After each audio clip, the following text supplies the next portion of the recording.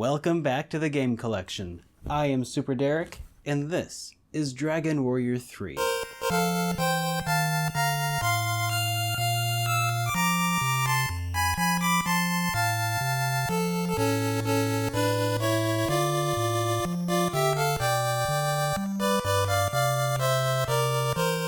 Following another successful release in the Dragon Quest series, Enix commissioned yet another entry from Chunsoft, who was happy to oblige. 1 year following the release of Dragon Quest II, the third entry was unleashed upon Japan in 1989. By this point, Dragon Quest had solidified itself as a cultural phenomenon, thanks in no small part to a close relationship with Shonen Jump, in which they regularly released chapters of the Dragon Quest manga. The leap in technical prowess from Dragon Quest 1 to 2 was Hey, astounding, Walu. despite Happy a few Monday to you gripes too, I had man. with the Welcome. execution, and left me hungry for whatever they'd cook up next, and I'm happy to report that I was not disappointed. In Dragon Quest III, you play as either the son or daughter of Ortega, a hero who fell into a volcano while fighting a powerful dragon. Since that time, a powerful archfiend named Baramus had risen to power. Our hero has petitioned the king to fight Baramus and put an end to his reign of terror, and the game picks up just as the king grants your petition. With a sword in hand and a bit of gold, your hero sets off on their quest. Dragon Warrior 3 is very ambitious. The story of Dragon Warrior 3 finally feels like a true Dragon Quest title. The first couple of entries felt a bit generic and very straightforward, but with this release of 3, I started to see some of that quirk shine through that should be familiar to fans of the series. The game still has the obligatory gathering of X number of magical items, which is honestly just a matter of course given the time of this game's release. The scope and scale of the game is also a vast improvement. I think The size I'm of just the about world ready is here. still Let's go ahead and get massive, this show but it's much more started. manageable. The world actually has different geographic regions now, giving the towns that... Hey everybody! Welcome to SuperDerek Streams, the only show on the internet where I continue my playthrough of Mother 1, also known as EarthBound 0 or EarthBound Beginnings. Hey there, Walu, welcome to the stream. Happy Monday to you too, buddy. Hey Luna, how you doing? Welcome one, welcome all. Hey Gimarath, how you doing, dude? So, when last we left off on Friday, I finished Mother 1 25th Anniversary Edition on NES, the fan hack. And after playing it, I was like, you know what? I gotta play through it again. This time with the stock standard experience and just see, you know, how does it still hold up, you know? If I'm gonna review this right, I gotta do it a second time. And so that's what we're doing. We've already made quite a bit of progress. I don't remember exactly how much progress, but it should be pretty easy to figure out. Alright, so how are you guys doing? Did you guys have a good weekend? Oh yeah, Wii U Virtual Console. That's right, buddy. EarthBound Beginnings. The Nintendo sanctioned method of playing the game. The only way. The only official means. And I have no idea why they haven't ported it to Switch. It does not make sense. I mean, as maybe it's because they don't have a virtual console really on the Switch. But still, you would think. That shirt though is so smooth. Oh yeah, it's actually a little. Here, let me see. Do I need to zoom out a little bit? I think I'm. No. Isn't it though? It's super 90s. That's why Amy picked it up for me. Here, maybe I should I'm not during work hours anymore, guys.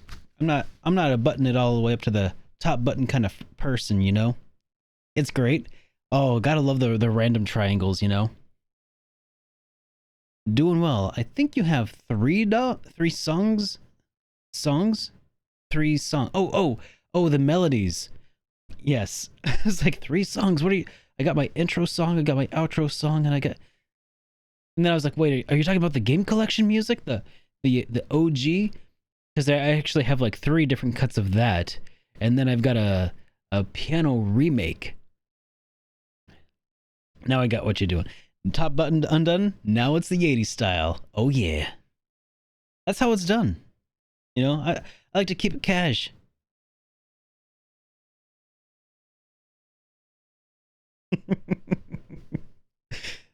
uh, all right. Well, oh, I still have Outlook open from work and everything. Let's close out some of this extra junk. Yeah, get out of here, work. There we go. Let me close that out.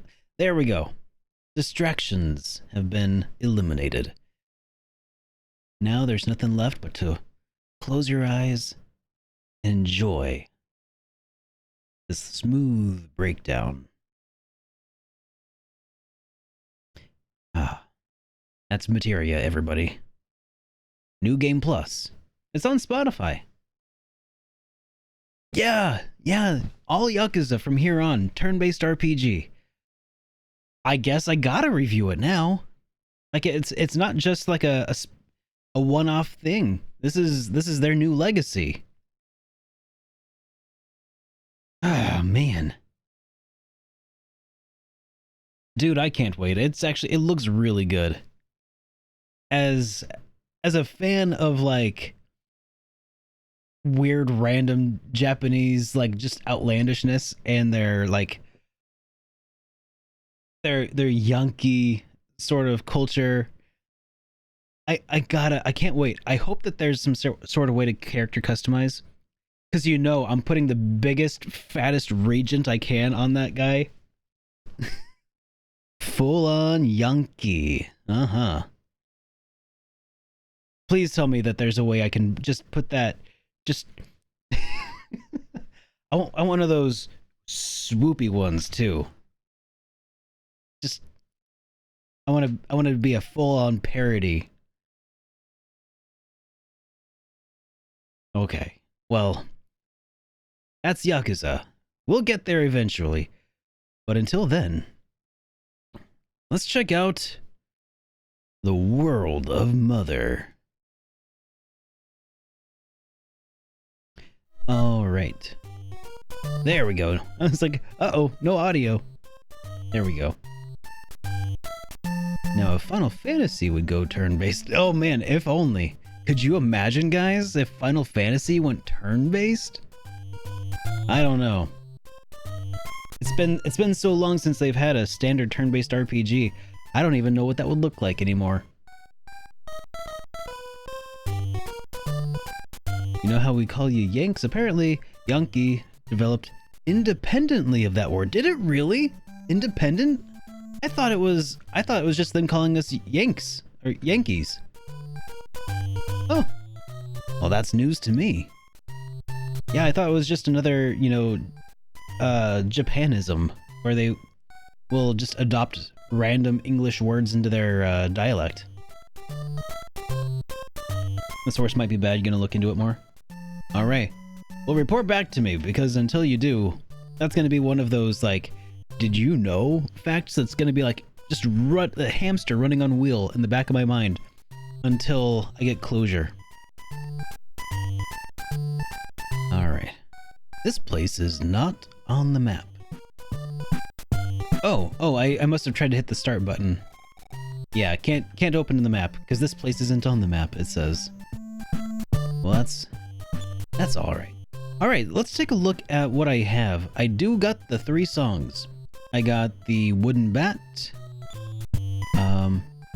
I suppose I should go report to... Oh, I should record. There, we'll start recording my footage here. I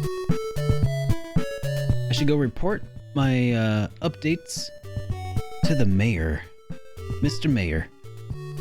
I think it's right here.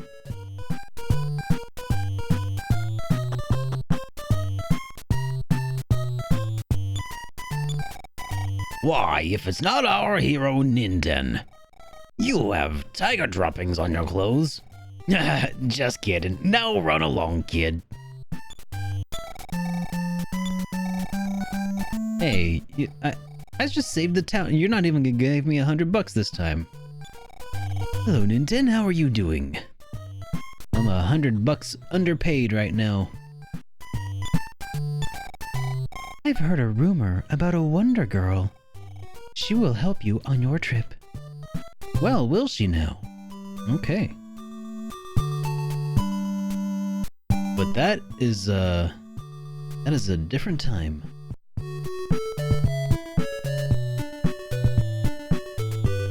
Oh man, this map song, Pollyanna, so good.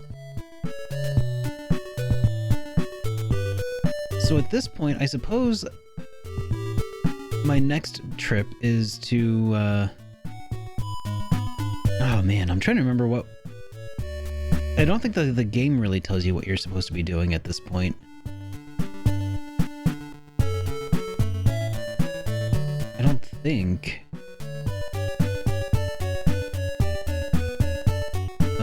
Oh. That's right, I think now I can go north and the east. I think it's about Magicant time. Because before the police officers were blocking the road.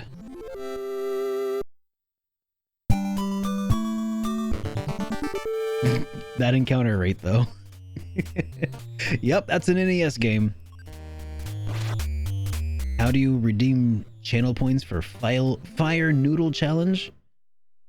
Oh, I don't know, man. Fire noodles, are they made from fire? Because if so, then they might be keto, but otherwise, very few noodles are keto friendly. See that's my out. I can't have the fire noodle challenge. It'll make me regain all the weight I've lost, man. I might get addicted to the fire noodles. No. I don't know. I really ought to. I was looking for ways to integrate the channel points with redeemed for Jukebox Hero Nights. That's my current objective. Google says the generally believed etymology is Yankee, but there is no proof.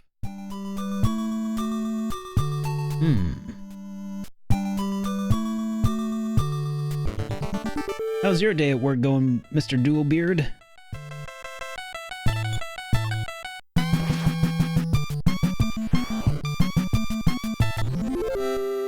Just it's an 80-pound fire noodle.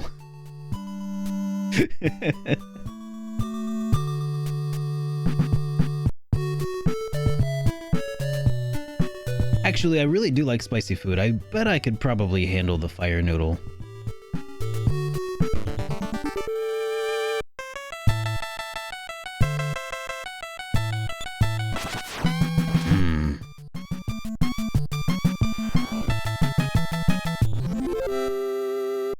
No work today, actually.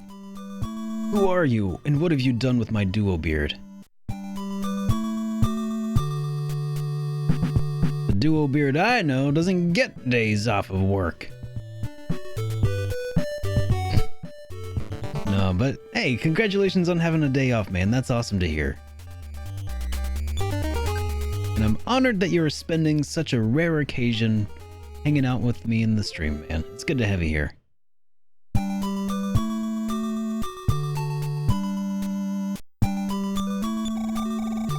Deep in a cave, there's a strange rock-like thing.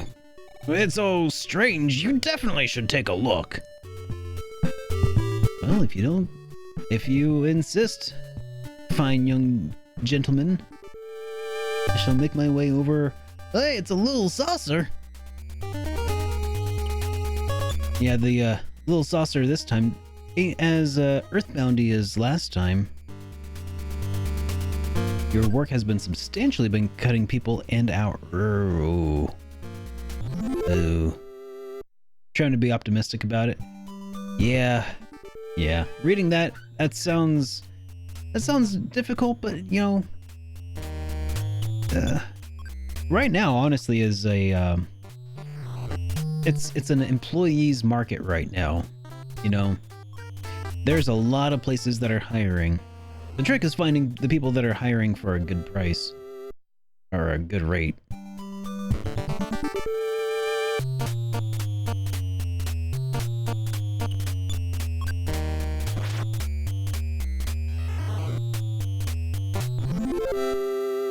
You win. I gotta say, You know, I actually really like the analog sticks on the original Wii U gamepad. It's super comfortable. Even, I mean, and it probably works especially well because this has that, you know, a-directional movement. Normally playing an NES game with a D-pad would not be anything I would do. But it feels almost sort of natural. Ninten felt this question enter his mind. Who has lost his tail? Finding the great-grandfather's diary, Ninten read out loud. The forgotten of the ship that sails the cosmos.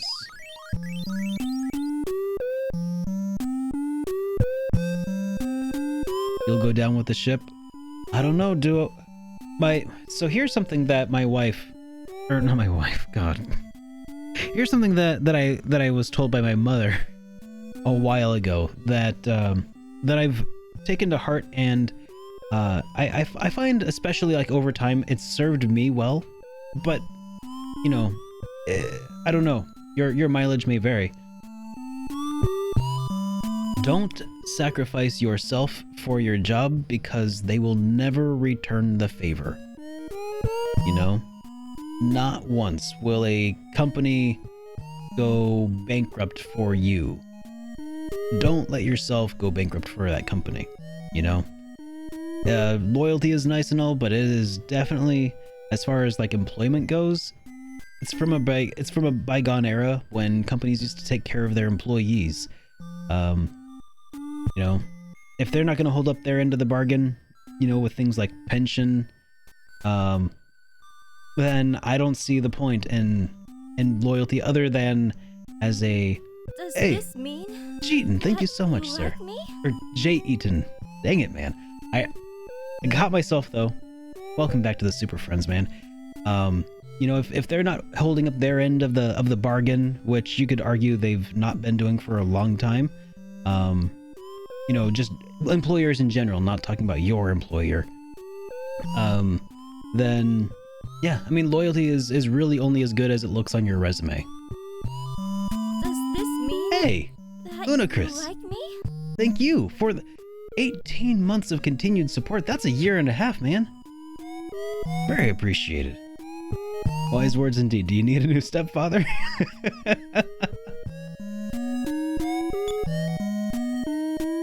Oh, hey Chris, it's going good, man. We just made our way to Magicant. I'm gonna talk to this magic cat. I am a swimming cat. Have you heard of a magic candy that gives strength and power to a helpless child? Nope. I see, but you are not helpless, so you do not need it.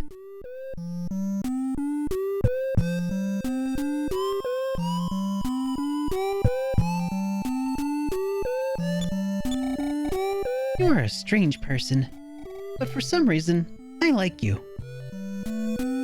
Protagonist syndrome in a nutshell. Silent protagonist syndrome in a nutshell. I don't know why. You haven't said a word to me, but I kind of like this protagonist. More to the south. Are you lost? Ah, sorry, I was directing you to the restroom.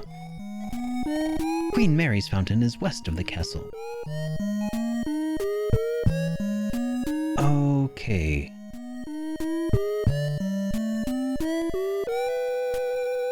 Now, I don't have any money on me, and if I was thinking, I would have brought some. Yeah, 0 cash. That's alright. We'll just grab a quick bit of rest here. Oh, traveler, why don't you enjoy a meal at our house? Well, today's special. Can you guess what it is? Yep. Yes, it's pizza. I knew you would like pizza. You want some? Yep. Thanks. Your bed is ready. Please sleep well.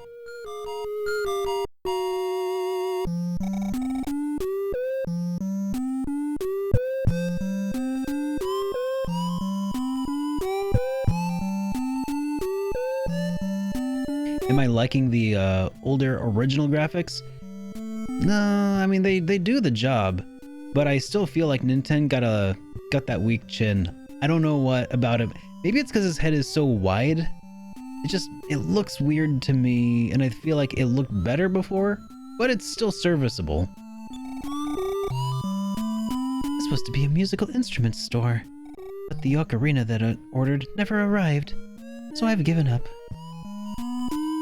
Well.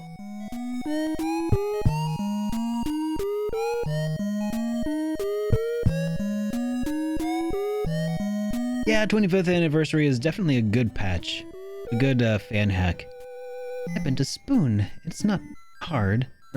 I bent my spoon and it's hard to use it like this.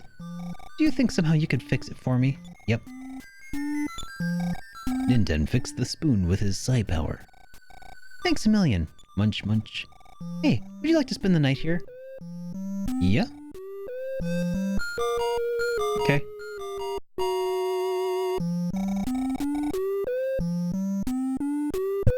Okay.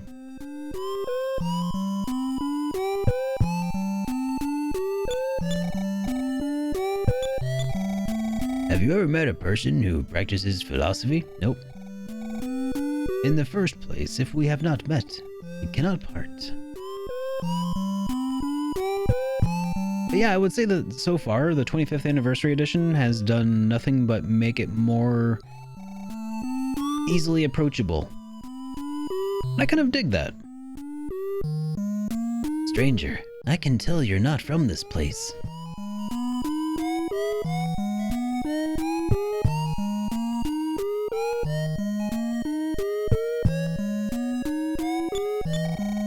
Are you bothered that unhappiness and misfortune search you out? Yes? If you desire to never find trouble, stay home. Oh, okay, well then no. Is that right? Trouble searches after you. That's too bad. Okay. Deep in the woods, a guitar player who is a hermit. Not a bad-looking sort of man. Best of all, he's quite a poet.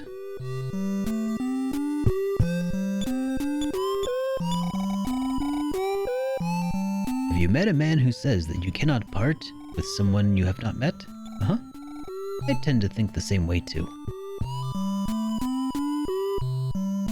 Good to know. Hey, Quetz, how you doing, man? Supernova Mega 20,000 Quetz. Good to have you here, dude. There is no exit from a place like Magic Hand. Outside? A world outside? What do you mean?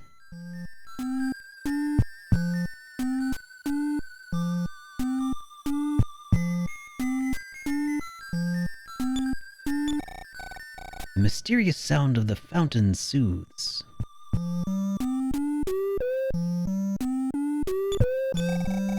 More to the south. Oh yeah, that's the bathroom person.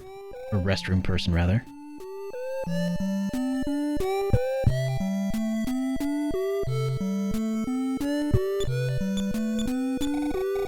My, what a strange clothing you wear. Surely monsters will come after those clothes. I'm so embarrassed, I wish I could crawl into a hole. Magic can't get out of here.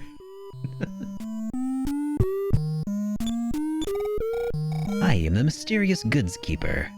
You have need? Yes. Let's leave some stuff. Probably don't need the grandfather's diary at the moment.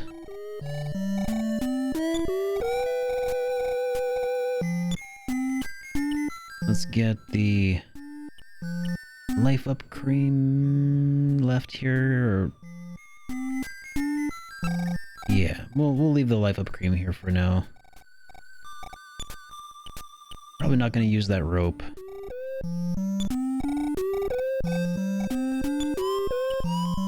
Same with the flea bag.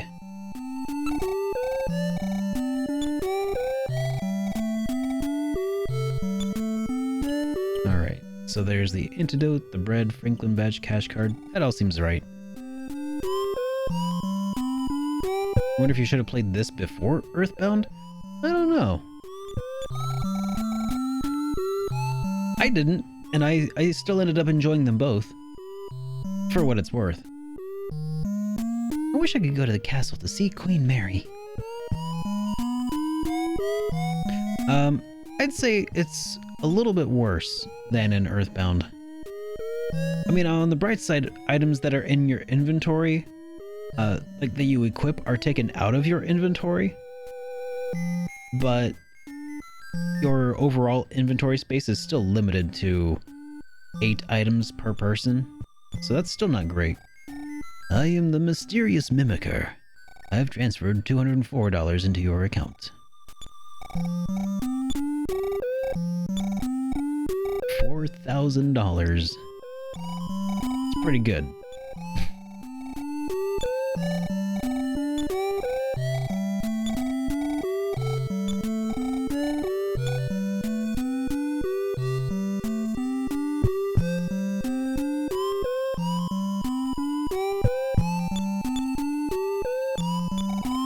If you need the benevolent old man, go to Queen Mary's fountain for his help. He will hear your soulful cry and come to help. Soulful cry, remember, soulful cry.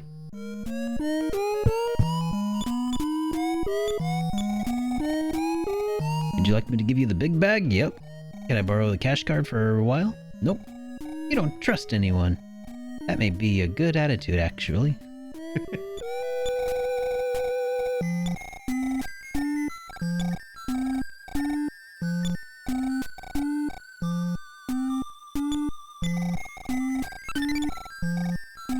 Okay. Alright. There. We shall keep the big bag now. We ended up losing that before, sadly, because I tried to use it on somebody who was incapacitated, so it disappeared. But otherwise, it basically holds 25 healing items, which is super nice. I'm taking this broken earring to the fountain. I'll bet it has a chance to become a magic earring.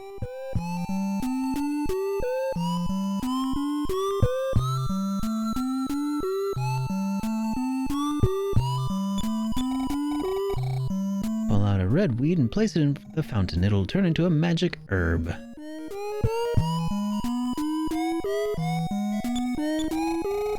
In a bad dream, magic came vanishing into thin air. Oh, I had a bad dream. My heart is still pounding so hard. Well, hindsight, that's a premonition, I suppose, of us waking up Queen Mary. The Ocarina of Hope is finally completed. Its melody can now flow out from it. Do you want it? Sure. You are a pretty straight looking... pretty straight looking dude. Go ahead.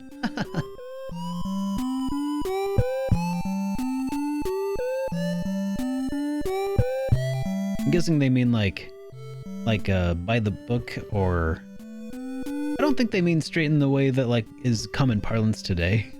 Like, you look like a straight shooter kind of dude, is my guess. My take on that line.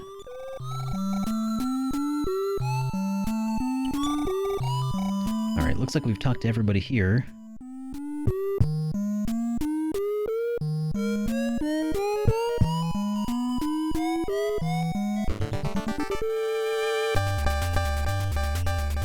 Magic snail draws near.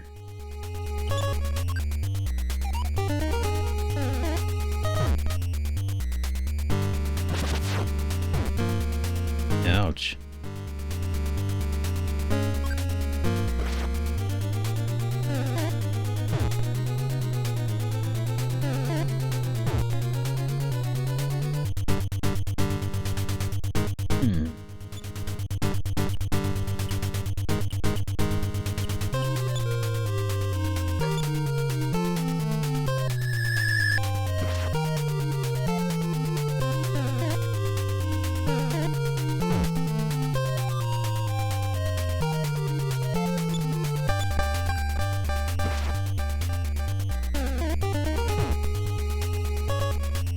Well, you know, I don't necessarily buy that as a reason that people would snub EarthBound.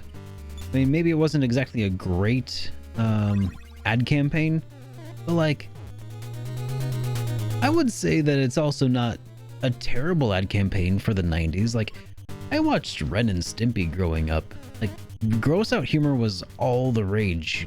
Creepy crawlers and God, there was even like there was a board game that they used to sell that was based on like boogers coming out of a guy's nose in the center of the board, I think.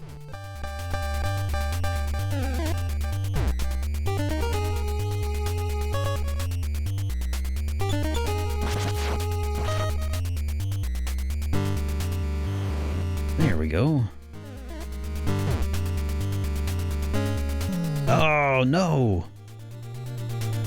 Garbage Pail Kids? Yeah, that's a prime example.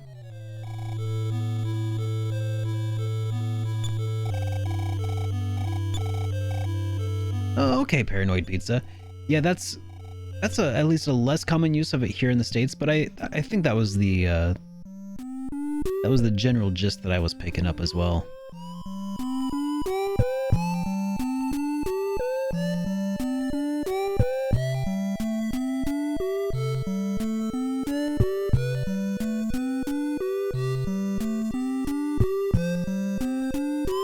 RPG number sales from back in the day really shocked you?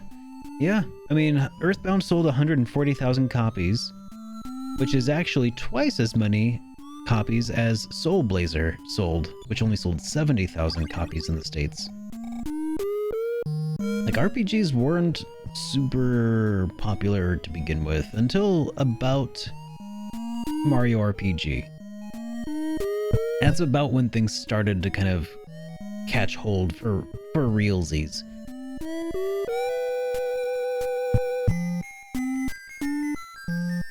And then once they were primed by Super Mario 64 or Super Mario RPG, it was about then that Final Fantasy VII came out and had an amazing marketing campaign, and then people were kind of on board. Hey, War Panda, good to see you. How are you doing?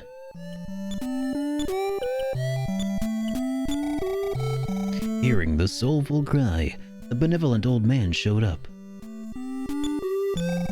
Did you call me up? Hmm? You need money, don't you? Mm-hmm. Well, your balance is 44.36. How much would you like to withdraw? About 44 of it. Here, take it with you.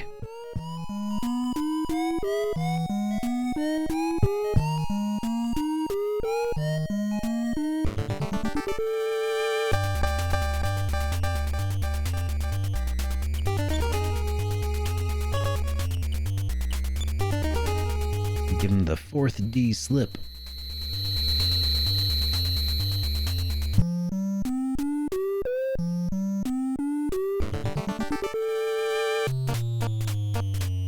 Dad's eyes draws near.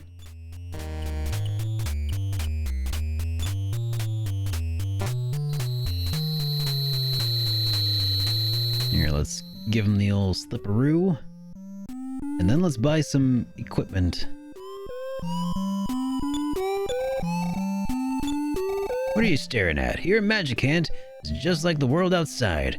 Just leave some cash and then you can use... Then with the goods you can dash. Okay. Alright. Well, I'll take a magic coin.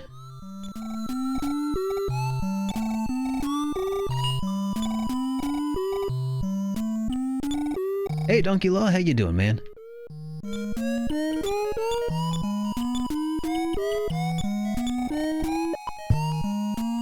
Alright.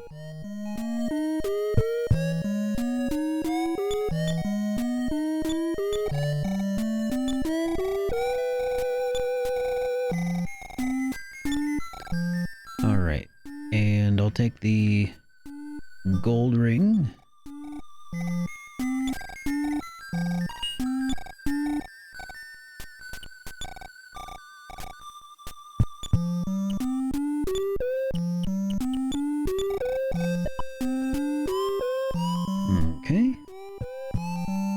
Playing some Ryza 2? Awesome. Well, I'm just playing some Mother 1, the OG this time.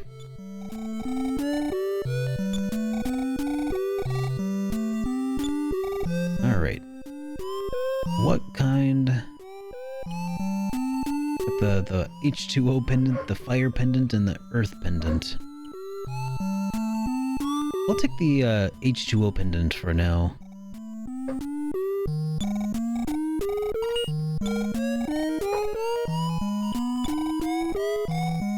Because I think I got a fish that I'm gonna fry a little later on. I don't know if he uses water-based attacks or not, but probably not a bad idea to be prepared just in case. Sorry, the dogs are going nuts, guys.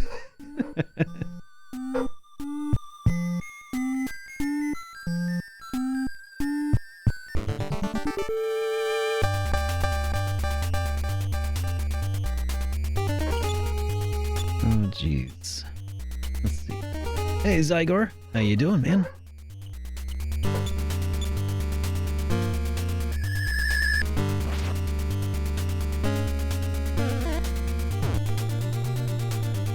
Awesome, I'm glad to hear it.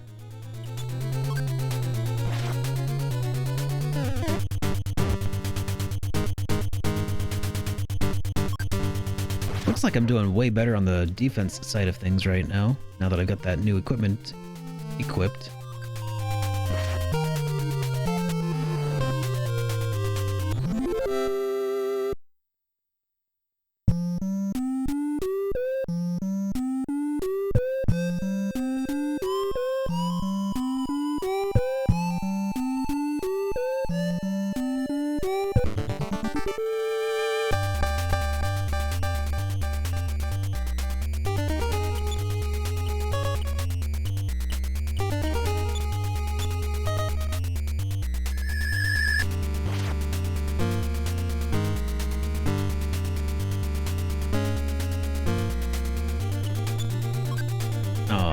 Nobody responded to the teddy bear's cry for help.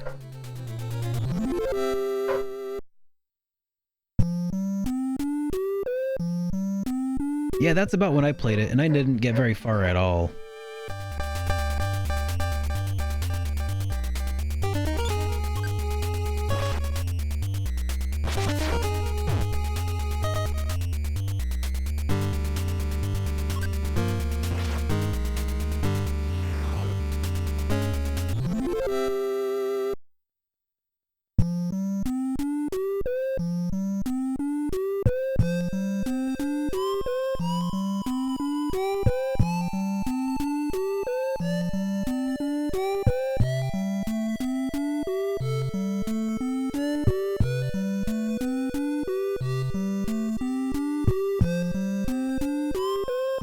Hey, Bowladder, how's it going, man?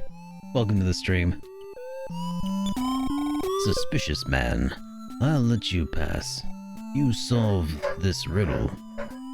Hey, an off day?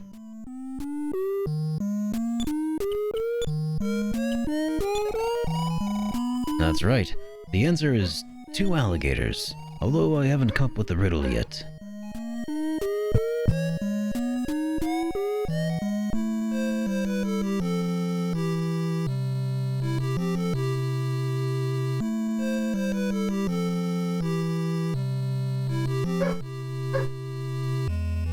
Oh man, I'm gonna have to keep myself muted until those dogs calm down. Sorry, guys.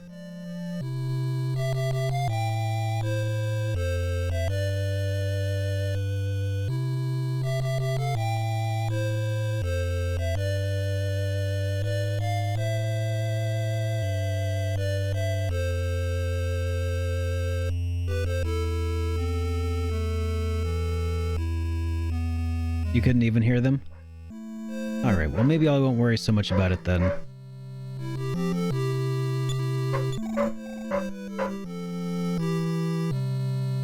You can't hear that?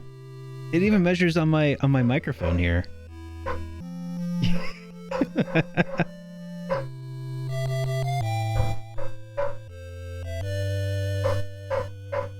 Alright, well you guys are weird. Alright, let's go ahead and check Open the present, there was a boomerang.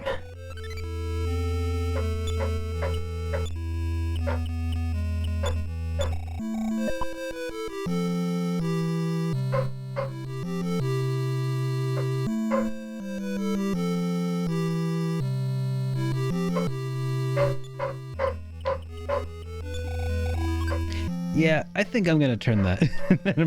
I'm gonna mute it again. Sorry, guys. That's bothering me.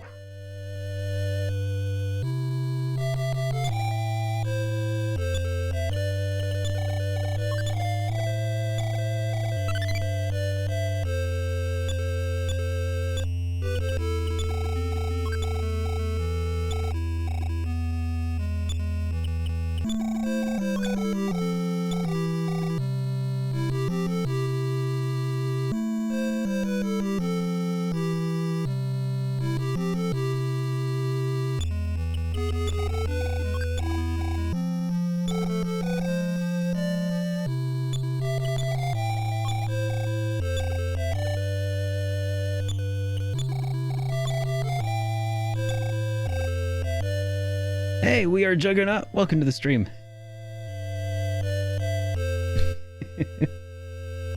There we go.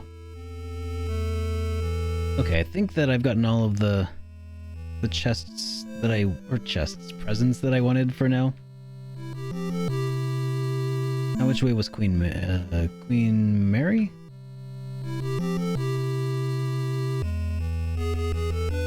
Actually, Amy just did.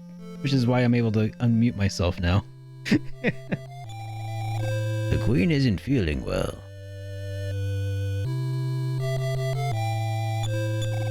All of us know you don't belong here, but we consider you one of us. With the Onyx hook, you can warp back here anytime. Promise me that if you need help, you will return. Everyone loves you, Ninten.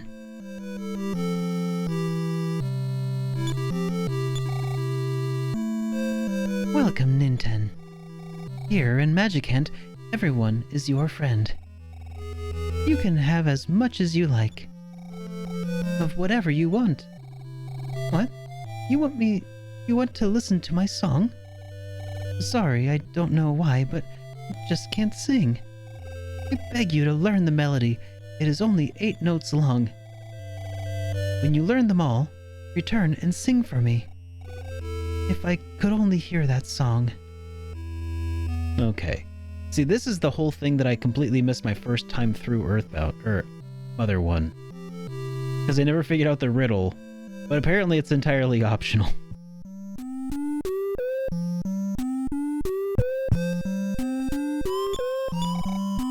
See you later.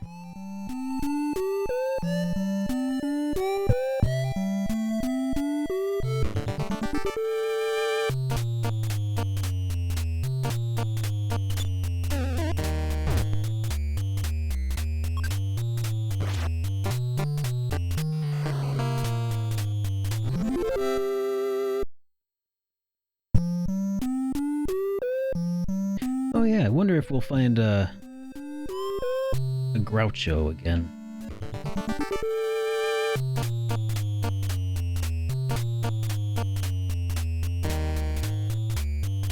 Dad's eyes, mom's eyes, and a watcher.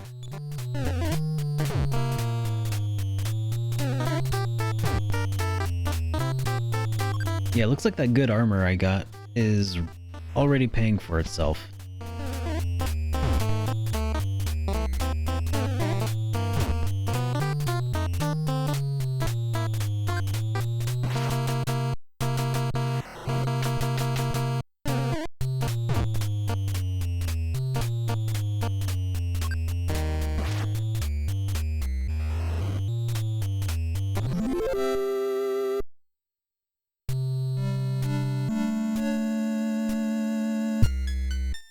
I know, I'm like, look at me.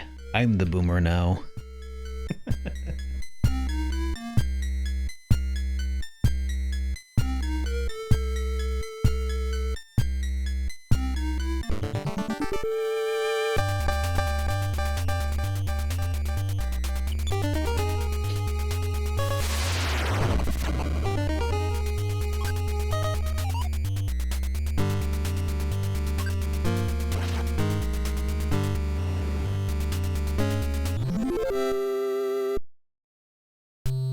You know, it also has just occurred to me that I still have $1,000 of cash on me as I make my way through an actual dungeon right now. It's probably not the best course of action I could be taking right now. But that said, it would probably be a really good idea to get extra armor when I arrive for Lloyd. So maybe I should just grind here for a little bit. Or no, if I get the right item though, I can bring Lloyd back with me and get him equipped directly. Oh, but I can't warp out. Well, that's okay though. If I take him back through here, we'll just end up back kind of where he needs to be anyway. For now. Yeah.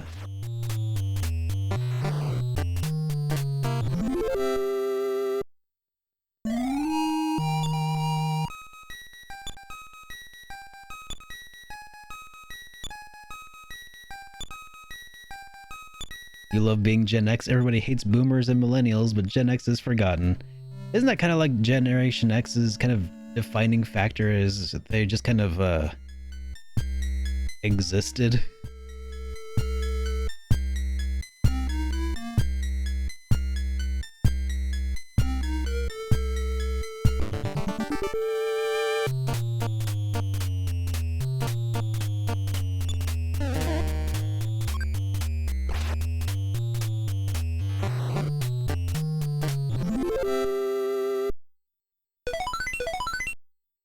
Got a new side power.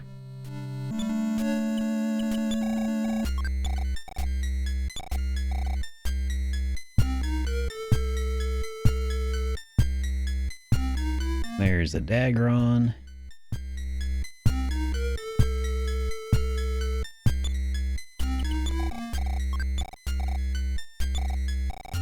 A Size Stone. Let's go ahead and heal up, actually. Or, I guess, not heal, that's not quite the word.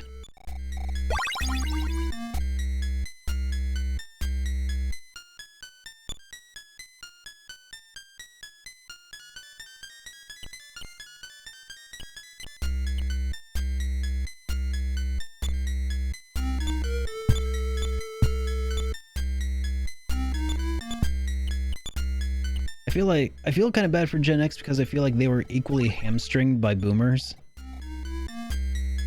But there was nothing they could do about it but wait.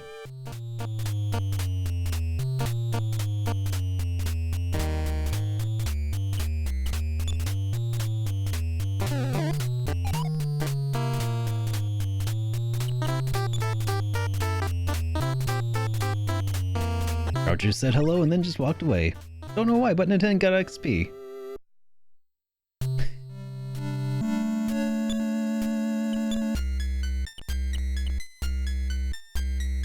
I don't need that wooden bat anymore. We can drop that.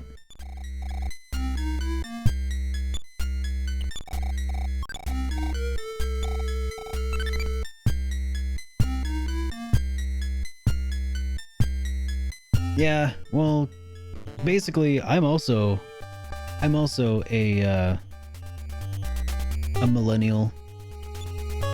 Apparently, millennial means a lot of different things these days. It's a much larger tent than I thought.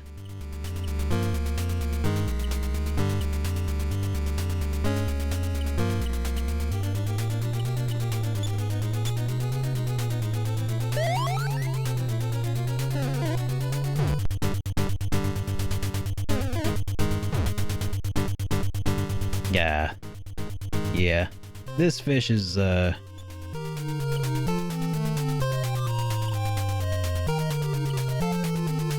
fish is all washed up.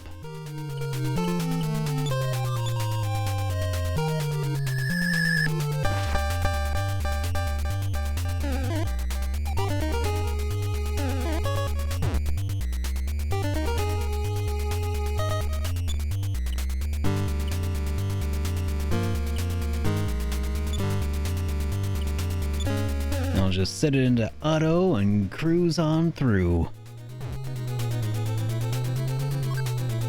Was that 50 minutes without a dad joke or pun? Was it really? No, couldn't be.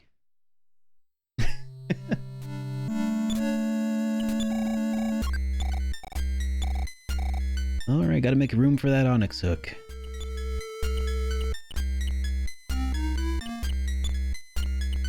Yeah, I really don't need an antidote.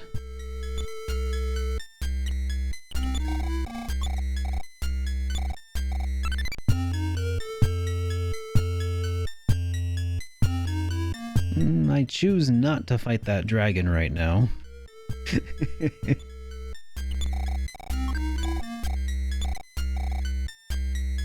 I'll leave that sword there for now. We'll come back and get it later when Teddy joins the party.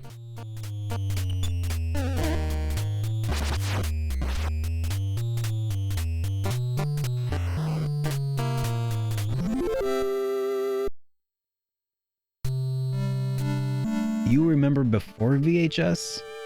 VHS is from like the 70s though, man.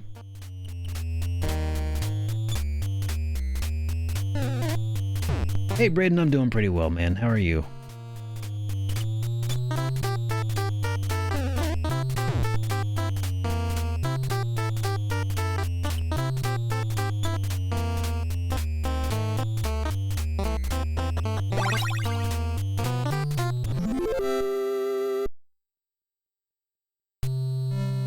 Gotta love that free XP. I am a forgotten man. I'm not really here. You didn't have to notice me. Please ignore me. I'm a man who does not exist. You talk so kindly. I don't know what to do. If I miss people, I cannot live alone anymore. My conversation is always a monologue. I've been alone from the moment I was born. Lucky, unlucky, it makes no difference to me. Sometimes even breathing becomes too much. Why do you insist on talking to me? Are you a forgotten man too? That's right. That is right. Right? Go ahead. Ignore me like everyone else. I'm a forgotten man. Oh yeah, I need to tell him yes.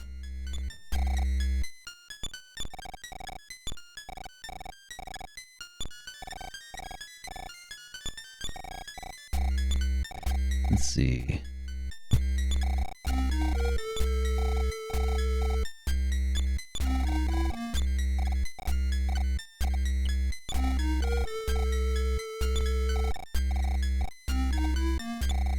That's right. Thank you.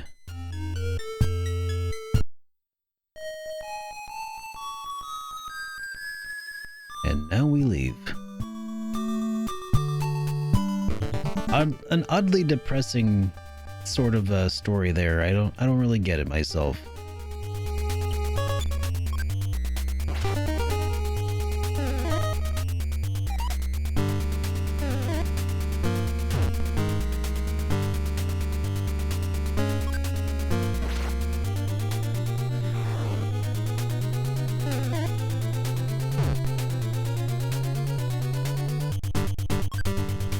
So I actually just acquired a little bit of retro tech from my parents. I got a nice little collection of albums from them. Some records. Pretty exciting stuff. Some really good ones.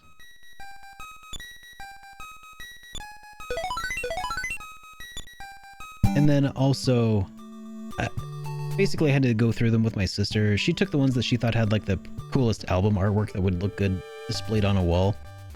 So I got a lot of really good records. And then she doesn't want any of their old CDs, my parents' old CDs. So I have now a collection of like 300 CDs. Super good stuff. Stuff I grew up listening to.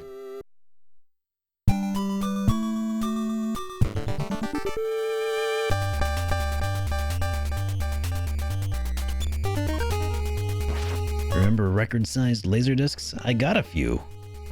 I haven't had anything I could play it on, though, unfortunately. But oh yes, I remember them. I really want to get a Pioneer Laser Active. 5 favorites that I got of the CDs or albums. Because a lot of the albums, I don't even remember, but I can tell you the very first, the album that I'm most excited for is, it's called A Very Special Christmas, Volume 1. And it's a compilation album from like 1989 or so. It's a Christmas album. And it's just got like Run DMC, Madonna, a whole lot of like just people from the era playing or singing Christmas music. Some original works, some not so original. This is really nice. I think Michael Jackson was on there. I don't remember. But yeah, apparently they went on to like make several more discs of now that's it's basically now that's what I call Christmas music, but it's different.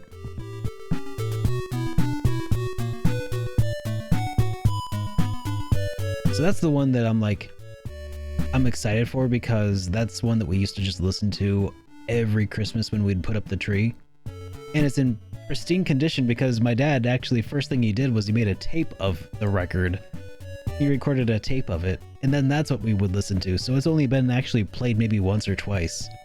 It's pristine otherwise.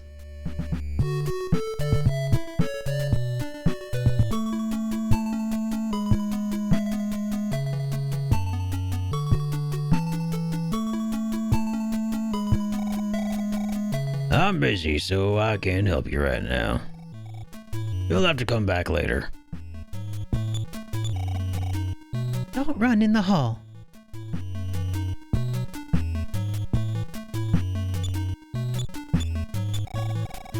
Small wounds can be treated here. Cool.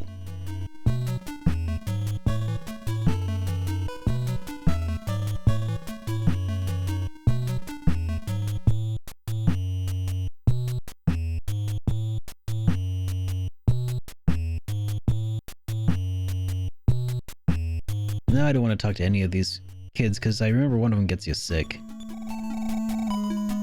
Just realized you'll be 43 in a little over a month. Ooh. Well, hey, that's awesome. Beats the alternative, man. You must not be from around here. I see. Just don't run in the halls.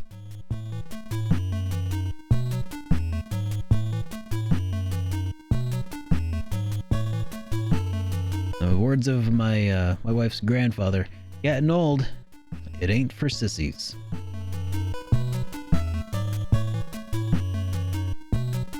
Congratulations. Yeah.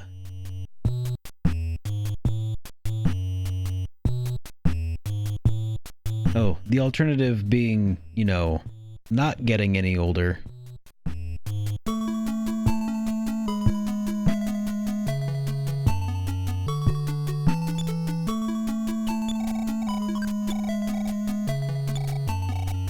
Yeah, don't need a plastic bat.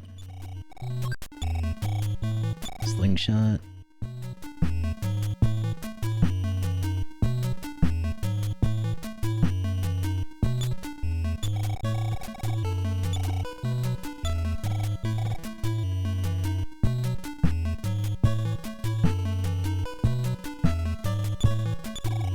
I was picking on that weakling Lloyd, but he got away. You've been picking on the weakling Lloyd, right? There's a padlock on the door. Top of the stairs.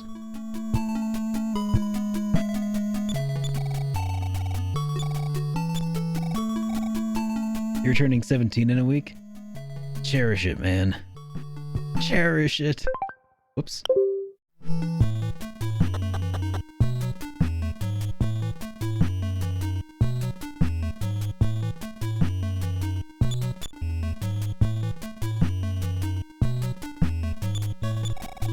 Of course the door to the roof is locked. We can't have students sneaking out to play games when they should be studying, you know? It's not that big of a problem. My wife is a bigger problem. She doesn't get out of bed until afternoon each day. She won't even pack me a brown bag lunch. Isn't that just horrible? Kids don't know the sorrows of real life.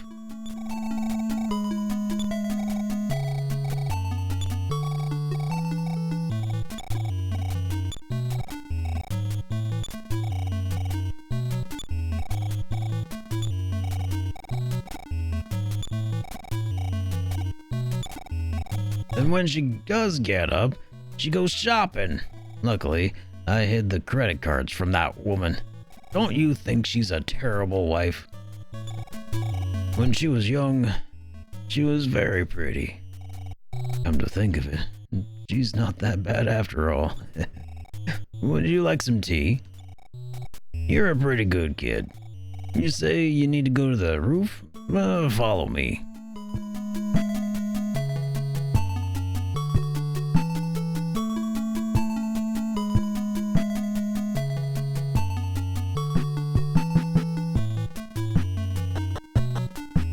Dude, I love this music. My wife, she was the first Miss Marysville in history.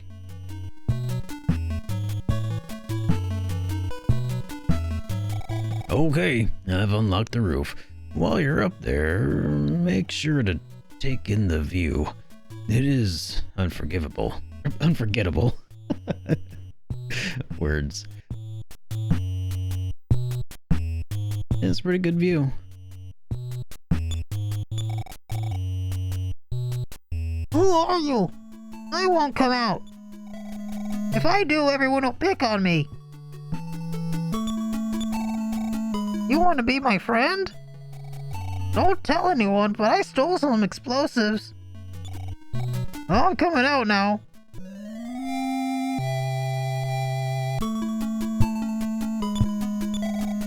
Hi, I'm Lloyd. I wanted to fly the bottle rockets that the sweet little factory was producing.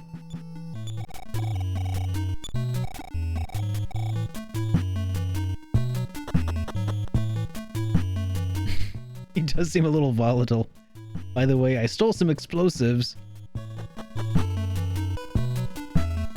Yeah, he's not exactly like innocent in all of this, is he?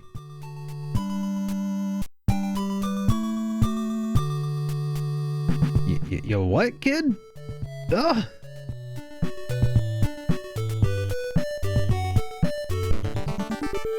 He's a little bit of a firecracker.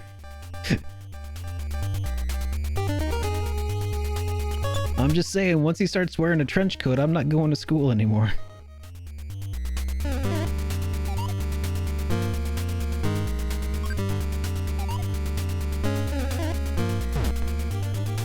That's terrible.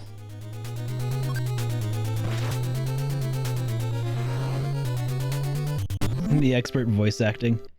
Ugh. Far from expert, but if that's... You know, if that's what you want to call it, I'll accept it as a compliment. Thank you.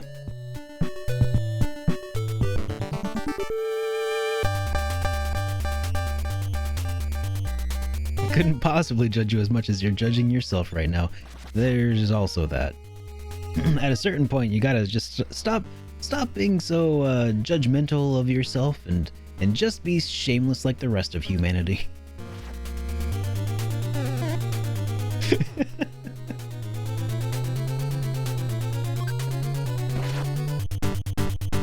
At least that's the trick to doing the voicing.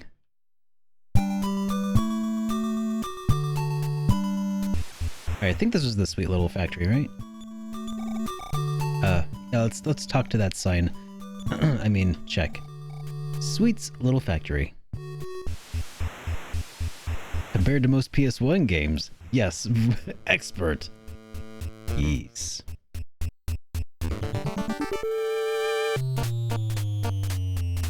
Well, I'll happily accept that.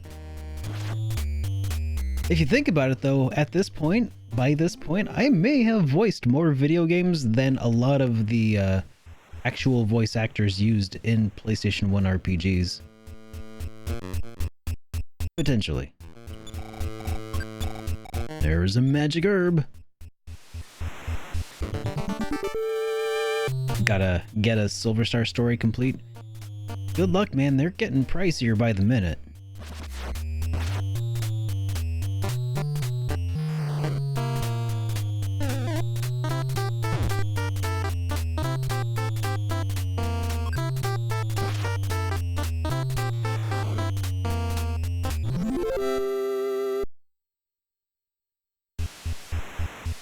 Yeah. I'm hoping that the retro video game market is a little bit of a bubble right now. Cause I got more games I want to buy. And I'm not doing it at current prices, that's for sure.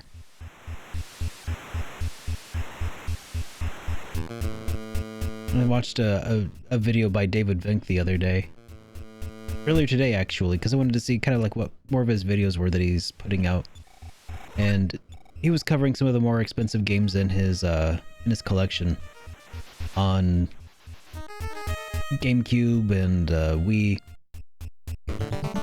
And some of those games that he was showing off in that video for a complete copy was like most of the games that he showed were like over 100. Some of them were over 200. I'm like, I have most of those games, and there's no way I would pay that much for what they are. Like Wind Waker for a complete copy is like $70 now? Is that right?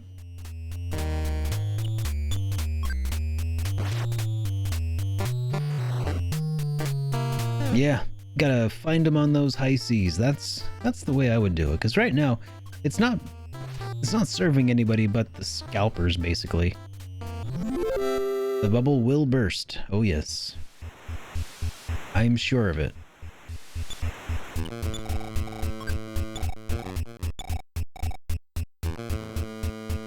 It's probably going to burst when the economy collapses, though.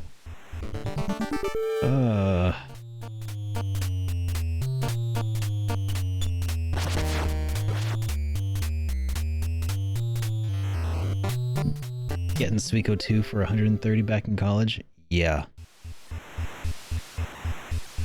At this rate, Suikoden 2 ownership will be a leading cause of, or a leading source of retirement funds for a lot of us. If that happens. There was a physical cap. A physical cap? I don't know what that is. Let's drop the... Actually, let's eat... Wait, no, not use. Dang it. Alright, well, we'll just drop the crumbs.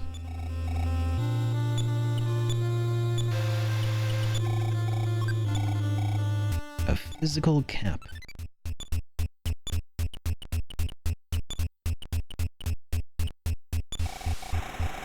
Oh, a physical capsule.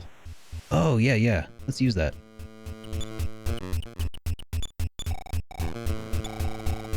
I thought it was like a baseball cap or something. When's that gonna happen? What, the economy collapse? I don't know. It might not. Who knows? Life Up Cream used to heal wounds. Okay, so that's just a restorative item.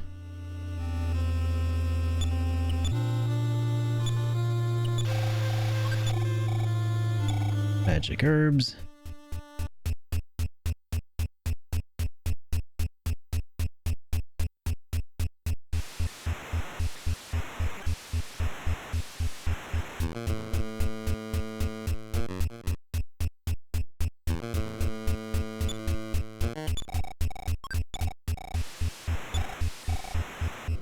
Butter knife. What would that be? Who wields a knife in this game? Teddy, maybe?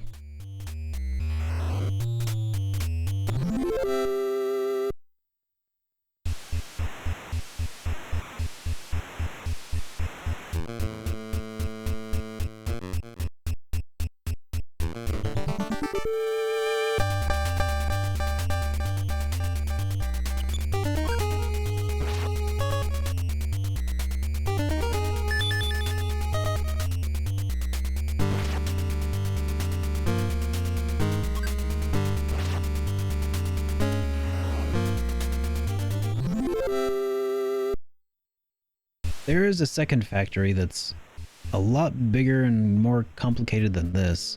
I'm not really looking forward to that part.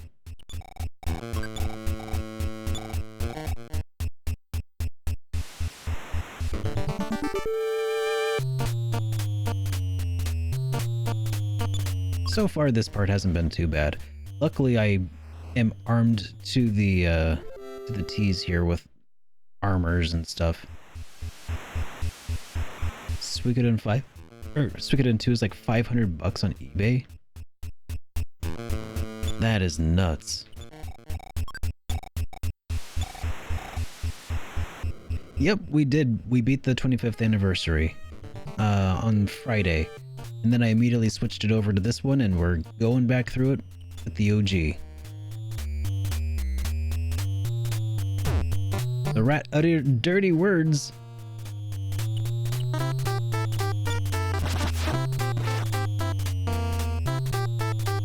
Nice.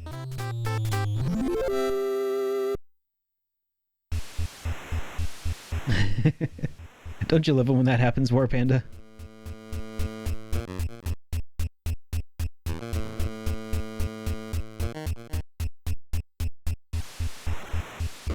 I've had similar experiences while playing through various RPGs here. Streamer luck.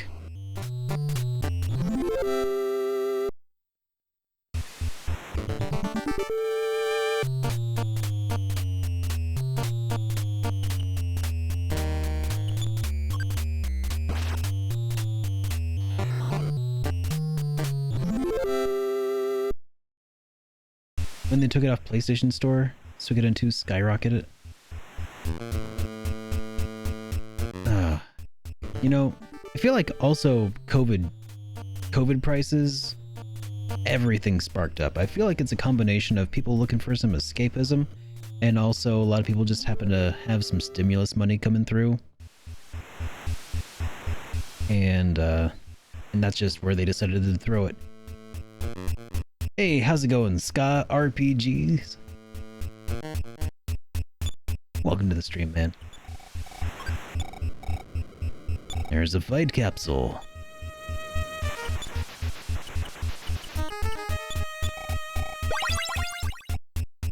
Oh, thank you very much, good sir. Hey, Timmy, good to see you. And happy Monday to you, too.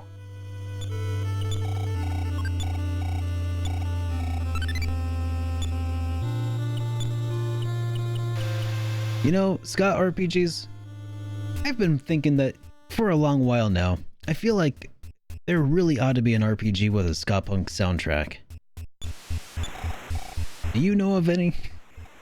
Because I sure don't, but I would love to play a ska punk RPG.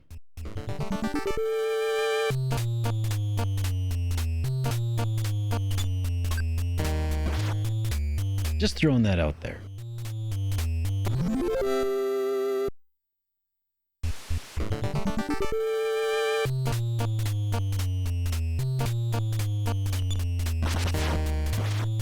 That does sound rad, doesn't it?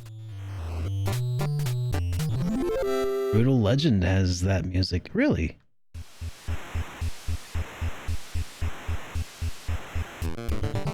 Oh yeah, with real big fishing in it.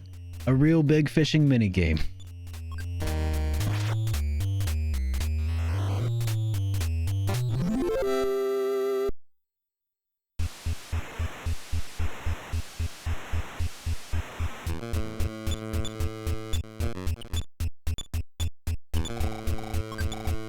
There was a magic herb.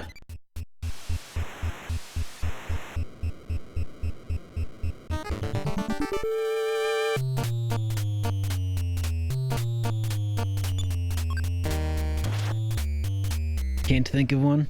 Alright. Thought it was worth a shot.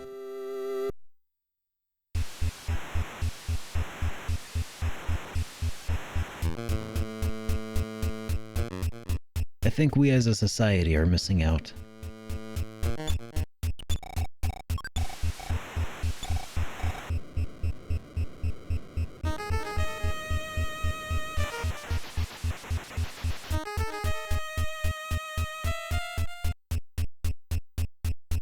but your username was more of a play on the words ScarPG. I figured that was probably it. But I also felt like seeing that Ska RPG, I was like, you know what? That would be rad. Just the beginning of every fight, just a few of those upward strokes on the guitar. Somebody in the background going, pick it up, pick it up, pick it up. It's like, all right, let's do this. The horn section comes in. Yeah.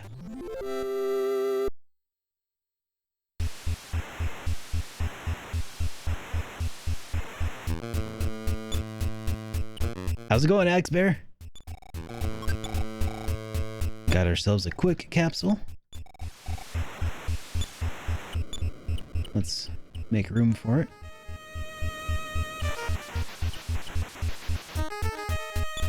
Oh, I should at least. Yeah, let's do that.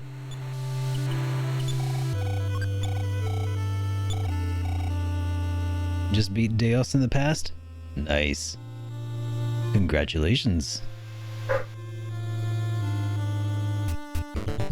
Oh, there's that dog again.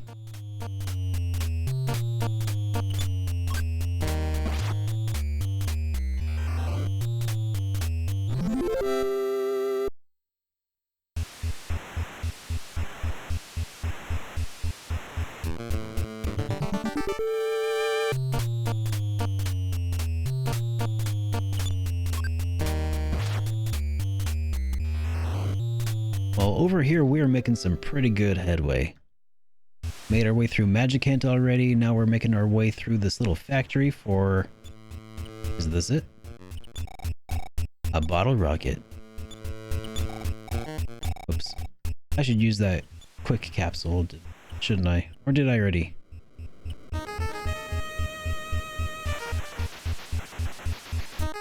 Oh, you can reuse the Psy Stone? Cool, okay, well... We'll drop the magic herb.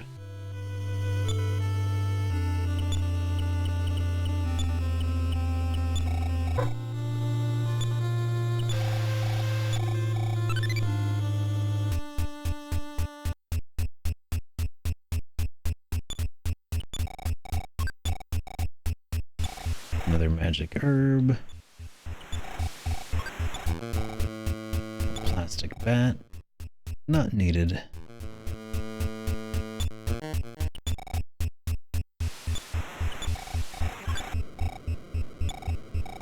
Okay, I think we're pretty much done here.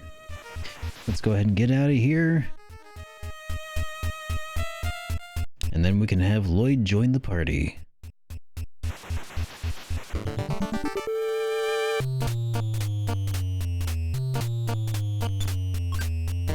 I suppose that when we come back, we'll probably bring Lloyd here so he can get some levels on these rats.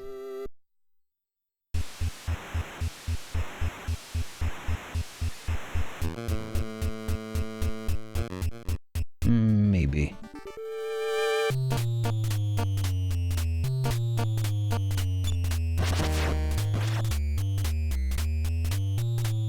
Might be faster to take him to Magic Hand.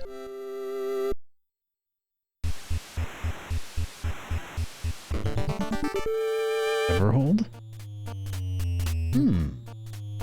I've never heard of it.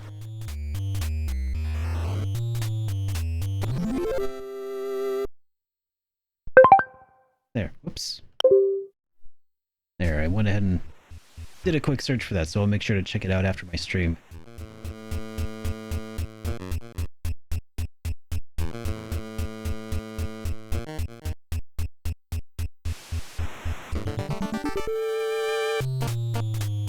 I didn't actually expect you to look that up, man. Appreciate it.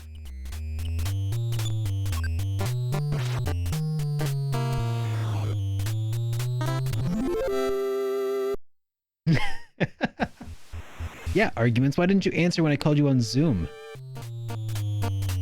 It's like Rock Band meets RPG. Oh, that one. That, yeah, I think I remember seeing a trailer for that. That looked pretty rad.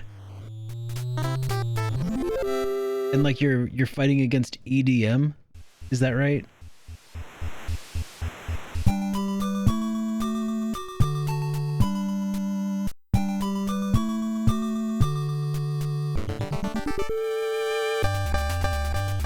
A cougar draws near. Uh-oh. I need an adult.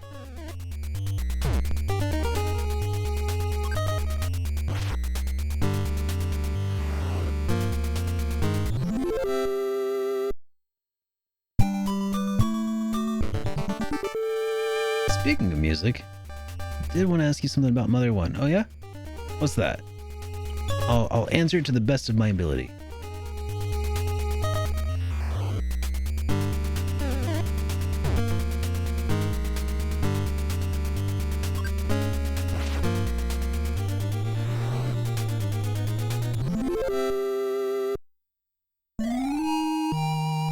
Musical moments. Yes, there is one. There's actually a couple, I think. There's one where, like, when you ride a train and stuff, you get that little montage of the travel scene. There's one where you go to a club and there's like they have to perform in front of an audience for a moment. So there's like a musical number there. There's a dancing sequence between the protagonist and Anna. So yeah, there are some musical moments in this game.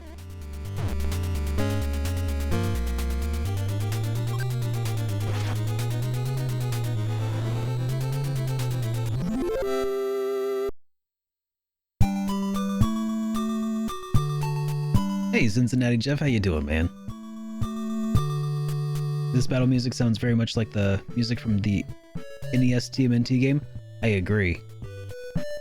There are some things in this that are very similar, and I wonder if how much of that is because it's both, straight up NES. Square waves and all that.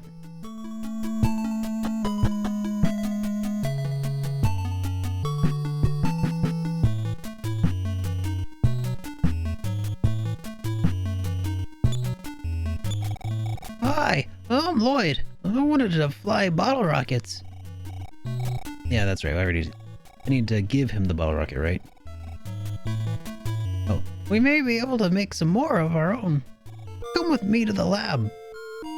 Okay.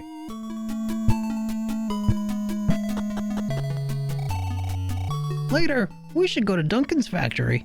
I've heard that they're constructing an incredible rocket.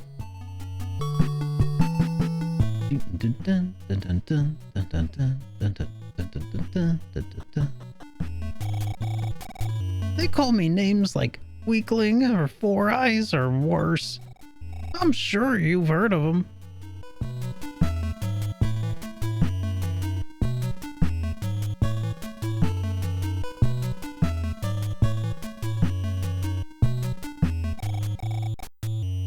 You're a bottle rocket and my... Great. Isn't it? What?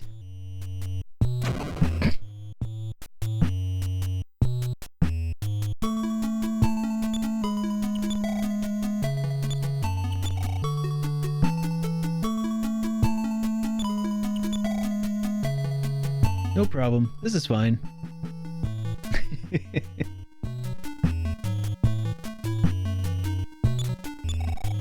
I'm the mysterious teacher. Secretly, I live here. I need money for research. Care to buy an invention? Well, please take a look at the price list.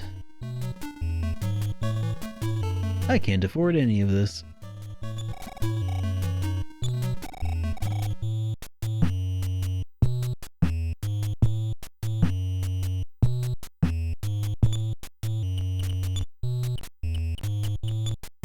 Alright, let's give this bottle rocket to Lloyd.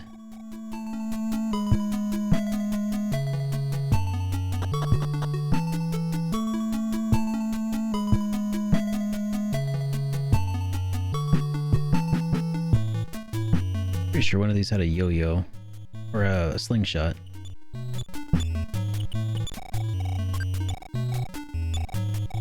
And there it is.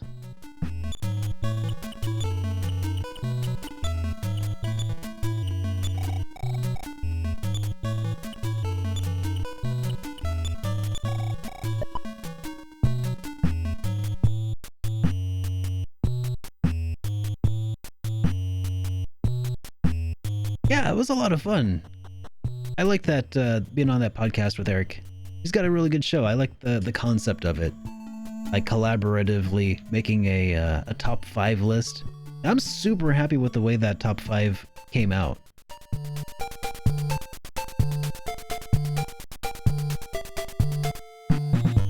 And any day I get to go off the deep end talking about, you know, my philosophy of RPG-ness, you know, this is a good day in my book.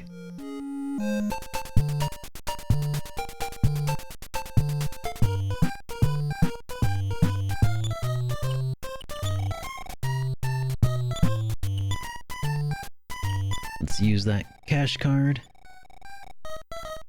1605. I'll grab 1600 there.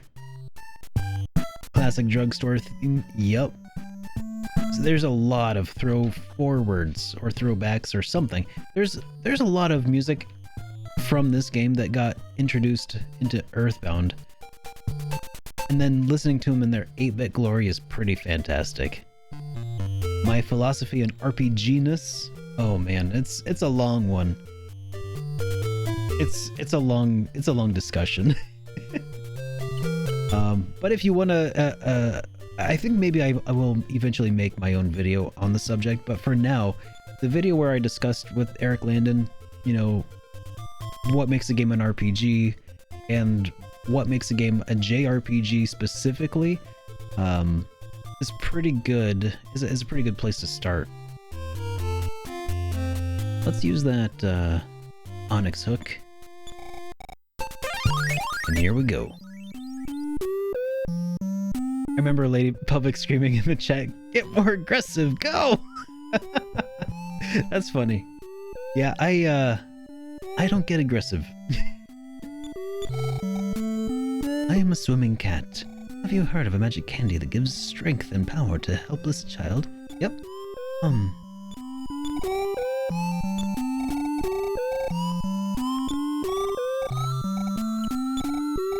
The boy with the glasses could surely use the candy.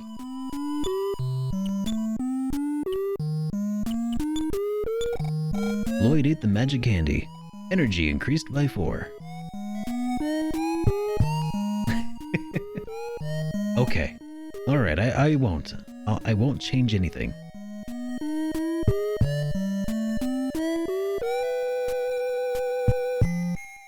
Yeah, we did have a big discussion about that. I say that Zelda is definitely on the spectrum of RPGs. I wouldn't necessarily put it within the RPG category, but it definitely shares enough similarities with action RPGs that I wouldn't disown anybody for placing their arbitrary point on the other side of Zelda.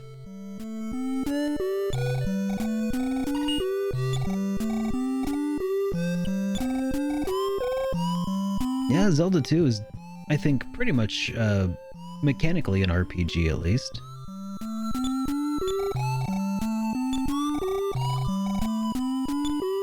I also haven't played it very recently. Last time I played it, I can say I certainly did not enjoy it, but that was several years ago.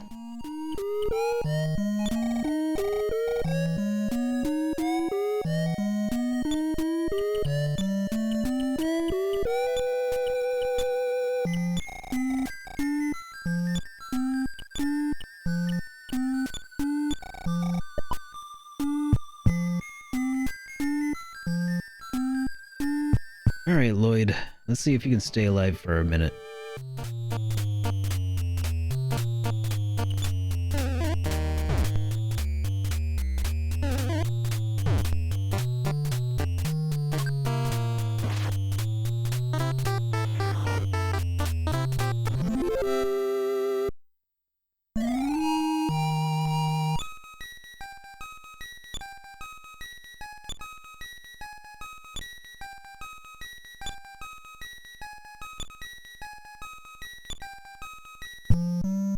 Alright, so far so good.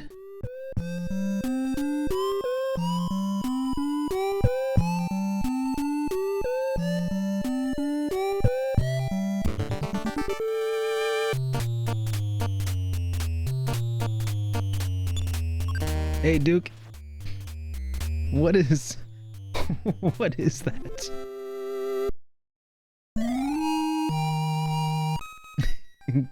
Caleb Hart?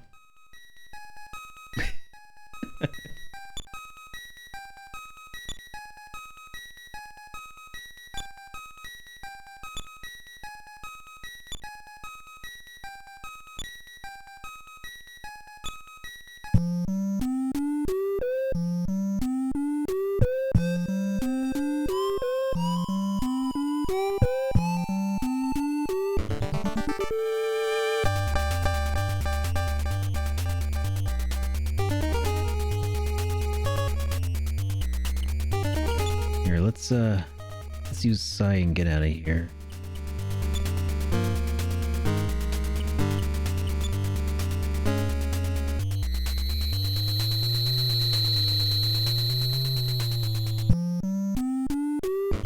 Yeah, see, that's the thing. I don't think necessarily all games that have RPG mechanics necessarily are RPGs.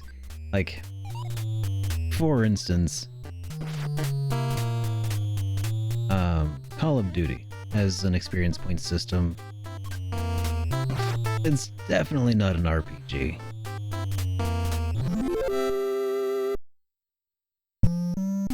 Like, the mechanics of an RPG are not what make it or break it from being an RPG. I feel like what is an RPG has far more to do with just the feeling that it invokes in you as you play it.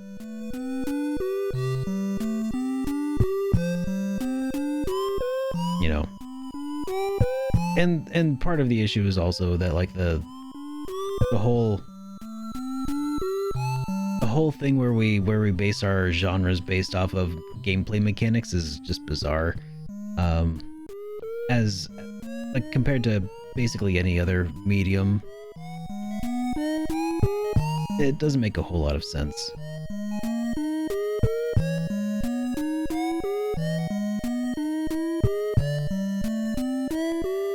But that's a more thorough discussion for another day.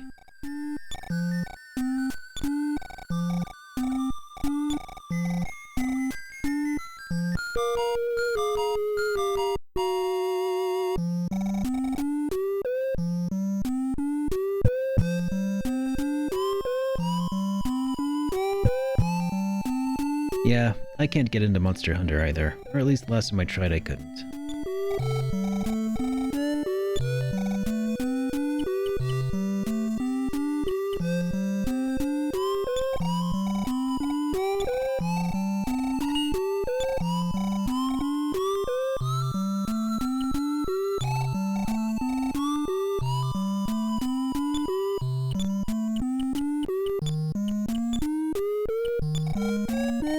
I think that personally for me, it was like there was no like overarching story-driven element to the Monster Hunter games when I was playing them.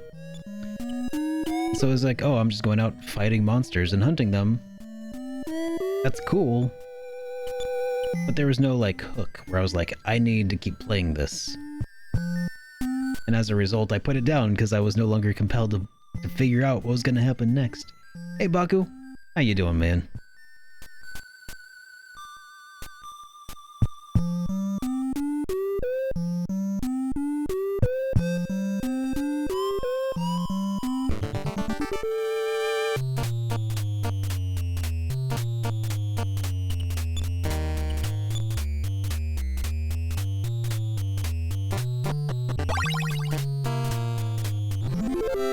That's some good XP for Lloyd. 50 XP. Jeez. I should just say hello to Groucho more often.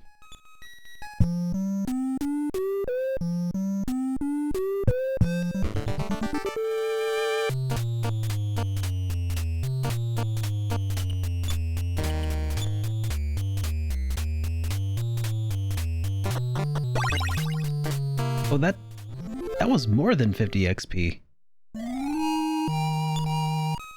It went from 105 to 187. That was 82 XP. Wow. Oh, Just channel my inner Owen Wilson. Wow. Wow, that's wild. Wow.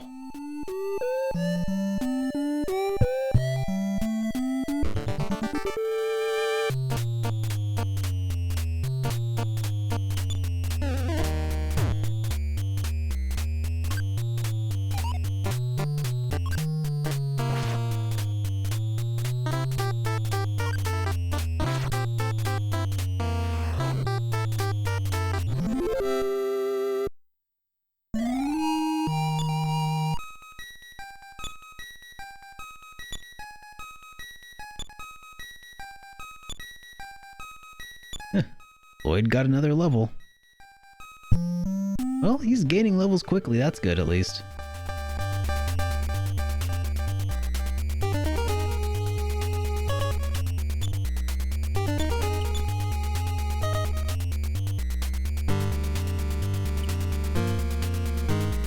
Something tells me my digestive system isn't spicy enhanced. Lies. I can handle spice.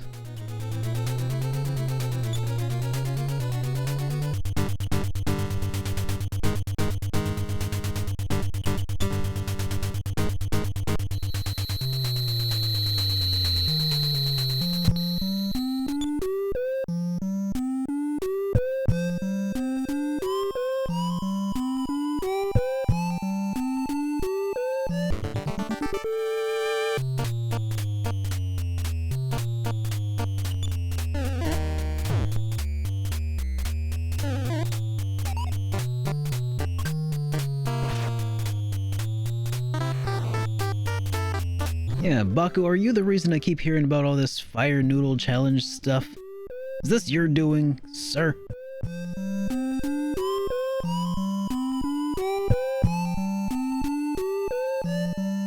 Yeah, what exactly is this challenge?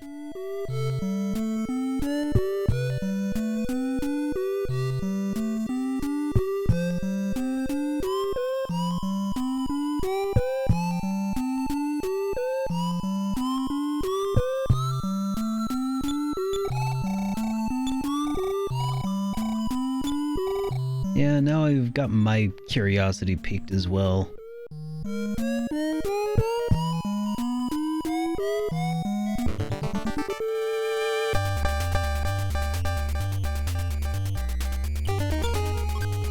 Mm-hmm. Sure, Baku, whatever you say. Mm-hmm.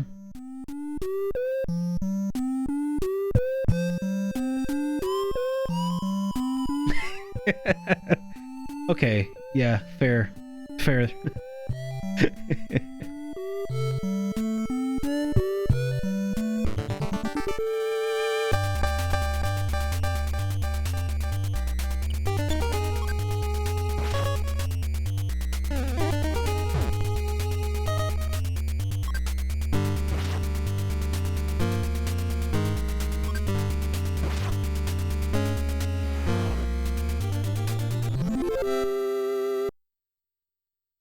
I can't believe you guys think I can't handle spice. That is weird.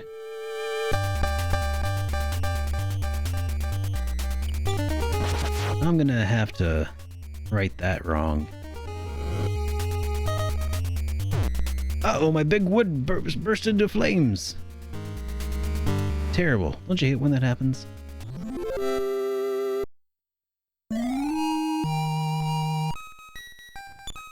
I don't know. How much are the fire noodles? How much do they cost?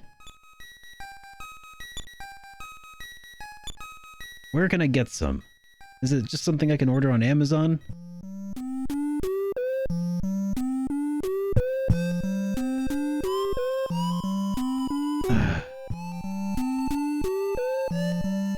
Is mukbang how Grimer is made? You can send me a link? Yeah, send me a link right in the chat here, man. I'll order it right now. And if it's here on Wednesday, I'll eat it on stream for y'all.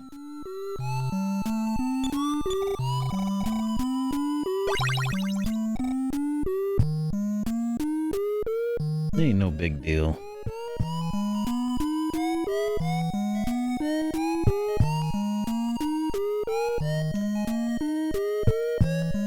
Let's see, alright. $10? For what? A pack of ramen? Gah. $10? Alright, well, I'm doing it for the stream, so it's tax deductible. It's a 5-pack. Oh, okay. Alright. Alright, I've added it to my cart. Hang on a second, guys. I gotta move some other stuff to the save for later column.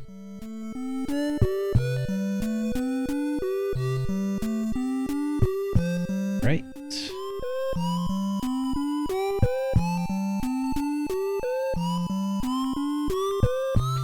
I tell you, the things I do for my ego sometimes, guys.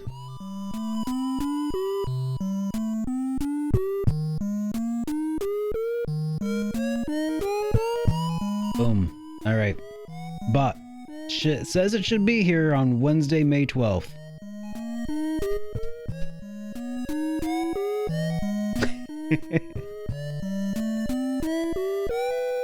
Alright. Done and done. So yeah, Wednesday. I'm not sure if it'll actually be here on Wednesday the 12th. Or if it's gonna arrive. Usually they deliver early afternoons, so it should be here in time.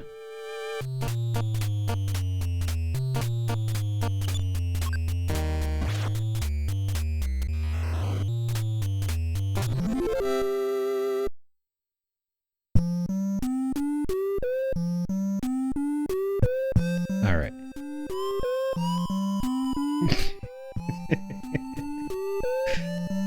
I mean, it's $10 man. $10 is $10. My tax attorney's gonna look at me like, what the?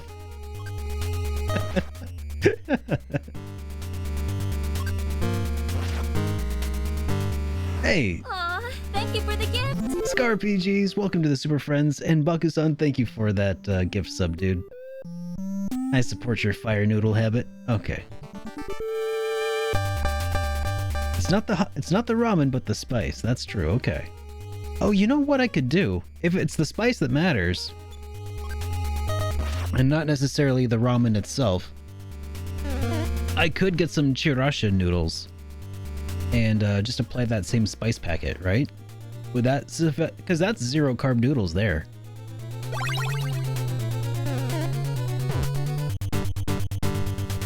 That's what you do? Oh, okay. And it wouldn't be considered cheating then? Cool. That way I can watch my my streaming figure, as was said before in the chat, while proving that I've got taste buds o' steel.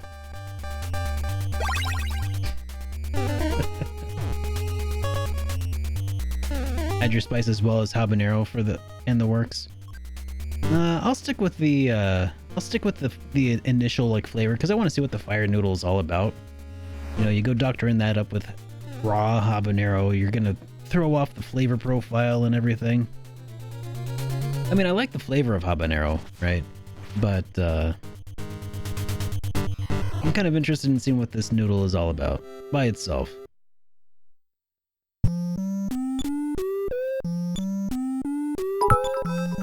Hey, thank you for those bits there, Timmy. Very much appreciate it. Is that to help fund my funeral after I inadvertently die from the fire noodle challenge?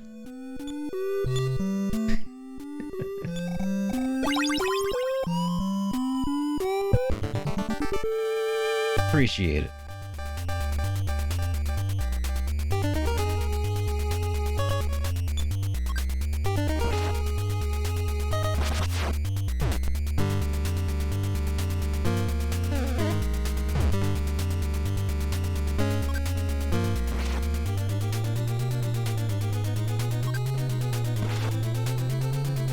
Oh, are they they're at a Korean market?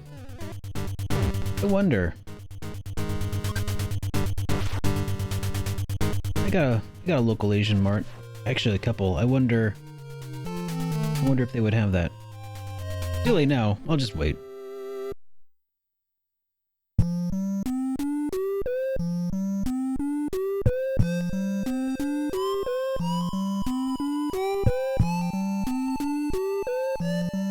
Well, Lloyd is slowly but steadily gaining XP and getting stronger. I don't really know how much more we need him to necessarily be leveled up before we make our way on out of here, but I'm guessing he probably needs to be around level 10 or so. Oh yeah, and I still have to get him another piece of armor. Lloyd, yeah, he's the Jeff of the game. Except Jeff is way OP in EarthBound. And Lloyd is, not. He's not bad. At least in the 25th anniversary edition, he wasn't.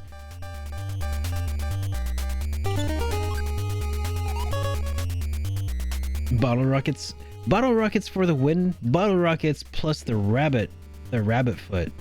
Now that is how you win. That is the win button.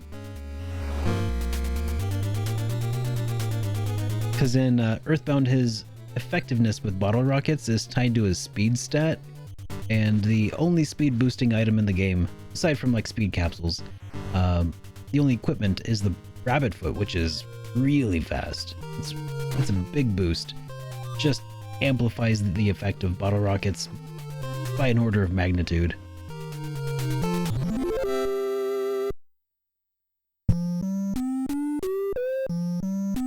We should go find that fountain so I can withdraw some extra cash for that armor for Wood. Or Lloyd.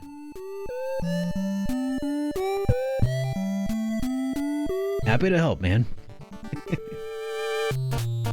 Yeah, problem is you don't really get it until toward the end game when you're going through Lumen Hall.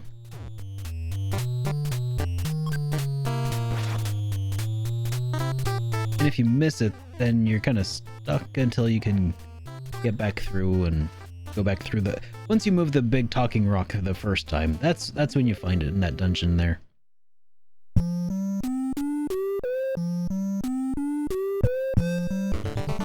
But yeah, he's pretty ridiculous.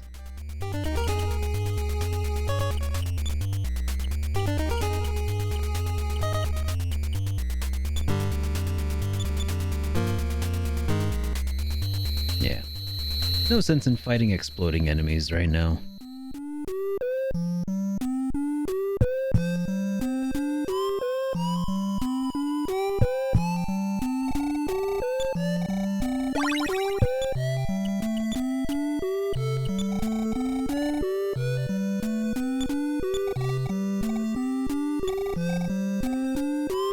Yep, this is the NES Magic Hand. Hey Tarvold, how you doing, man?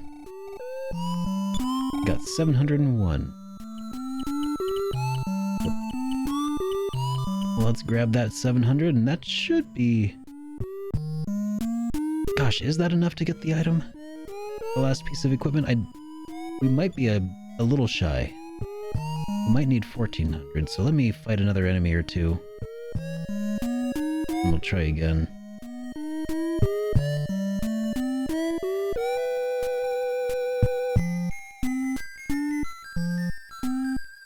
Come on, you wascally enemies.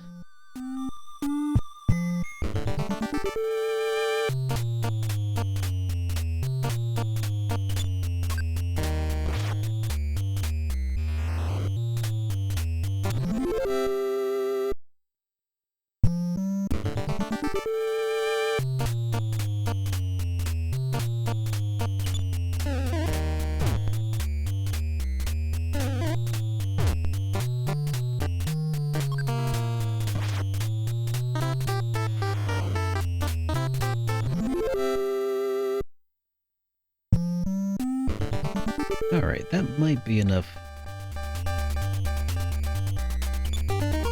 Maybe.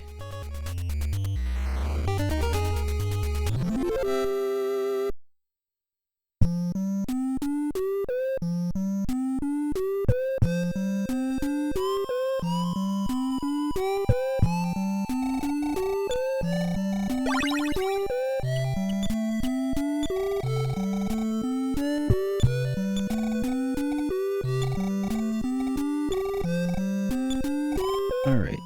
82. Alright. Hopefully that'll be enough. Get that last piece of armor for Lloyd.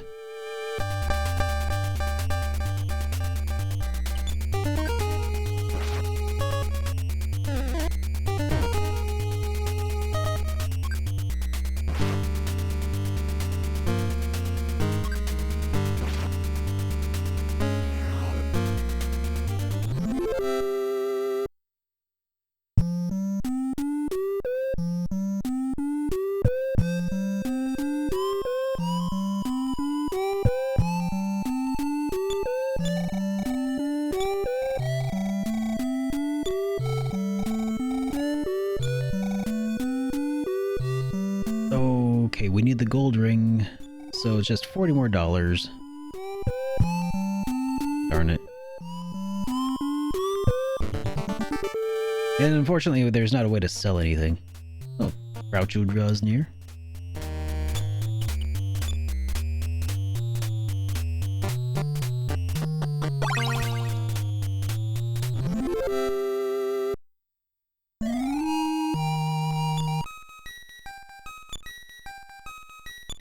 Groucho gives a lot of XP for a very easy fight.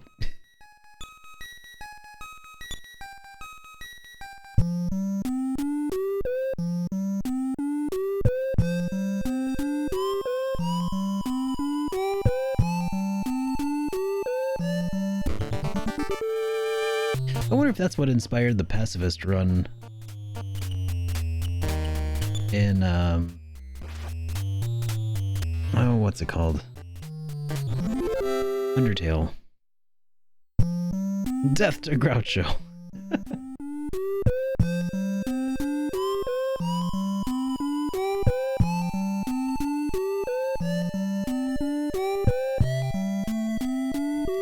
Am I generally an Undertale fan? I've never played it. Somehow I've made it this entire time without playing Undertale. I really should, since it seems to be such an influential RPG.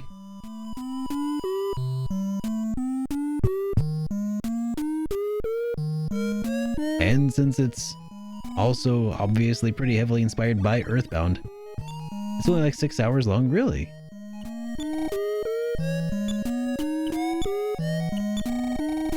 Yeah, maybe I should check it out at some point.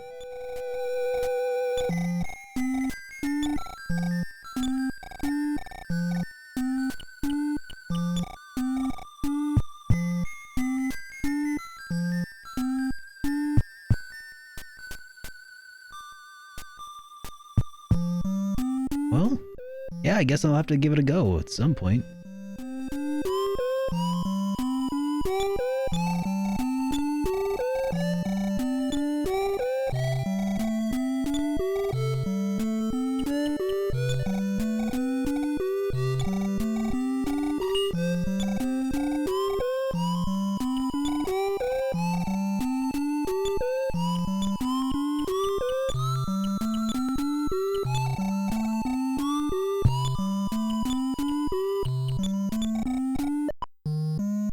Alright. Lloyd ought to be pretty well equipped for now.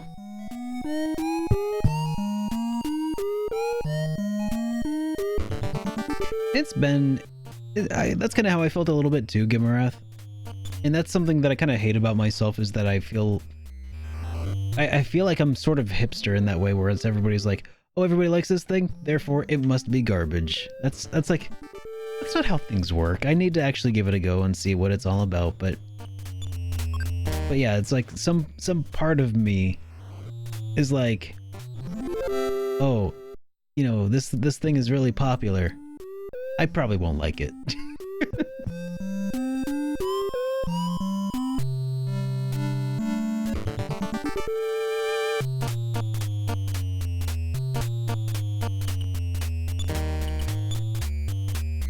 That's something that I'll have to be mindful of, because that's something that, you know, like Suikoden 2 was really overhyped for me.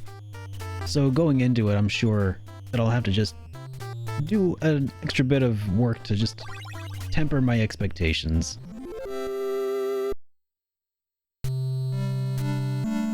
Because having like your expectations set way too high is something that can really affect your ability to enjoy a game.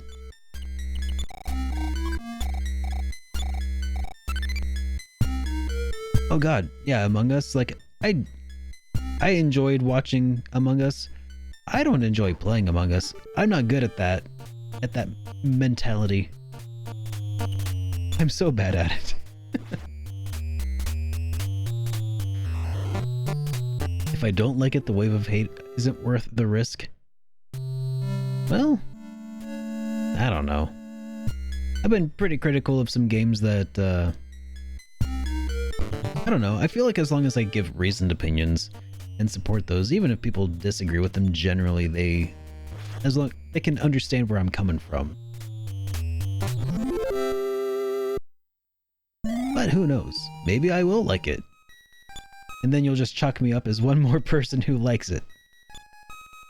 Therefore, I will never play this game.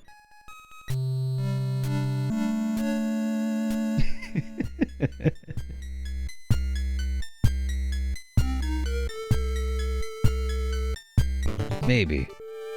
Who knows? But I will say that it's statements like that though, Axbear, that really, like, I think make people want to dig their heels and be like, no!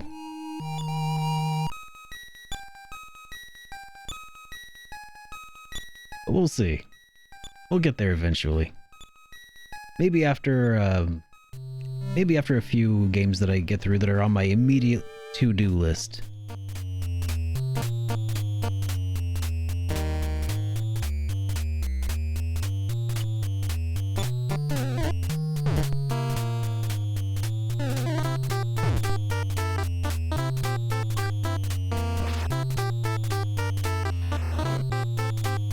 Like a moral obligation? Yeah, sometimes people get a little... Not... Like, I don't hear so much about Undertale.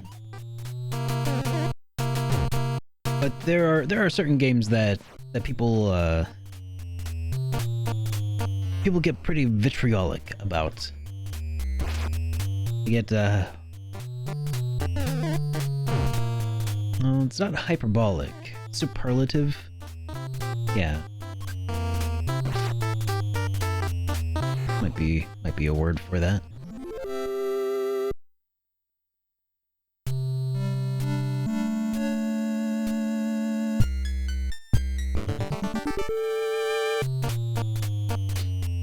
I mean, any fandom can really have a bad aspect to it, though. And it has nothing to do with the quality of the game itself. Some would say that the Trails fan base is a little bit rabid sometimes. Some might say that. Some might say that about the Persona fan base.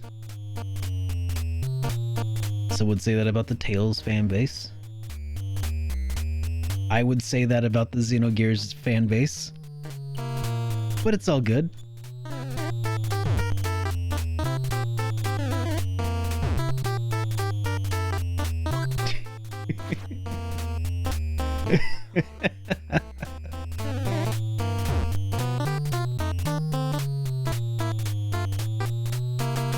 But honestly, it's just, what it really is just a good reminder not to paint with too broad of a stroke, you know, or too broad of a brush.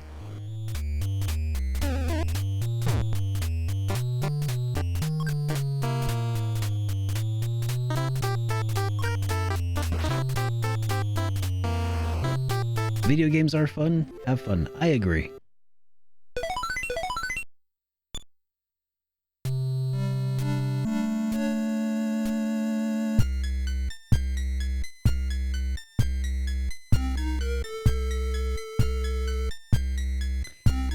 Yup.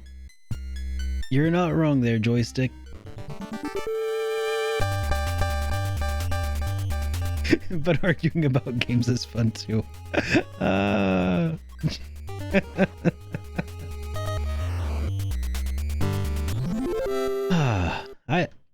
I think, to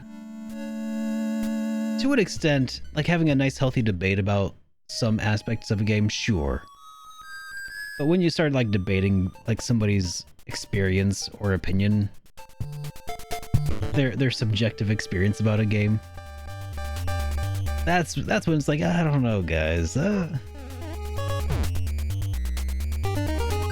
Oh, you didn't enjoy the game? Clearly you didn't play it right then. Something you did wrong, clearly. That's a pretty common comment that I get on some of my older videos, by the way. The ones that are still slowly getting comments coming in. Half the time, it's somebody who says, oh, you didn't like this one aspect of the game that you otherwise gave a glowing review to. Well, you know what? Yeah, you clearly weren't paying attention, you know, because this is how it really is.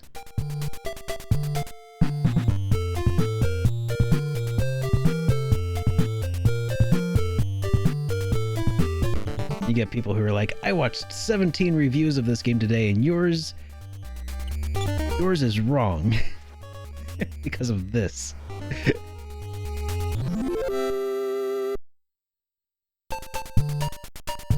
You got a lot of rage from Life is Strange because you picked the wrong ending.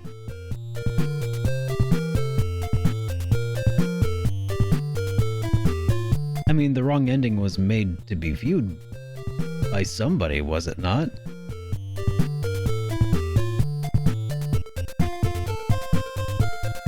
Like, if it was a wrong ending, they wouldn't have... If it was a really wrong ending, they would have not programmed it.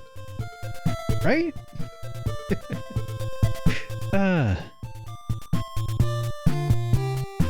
Just wasn't the one that the fans liked. Uh-huh.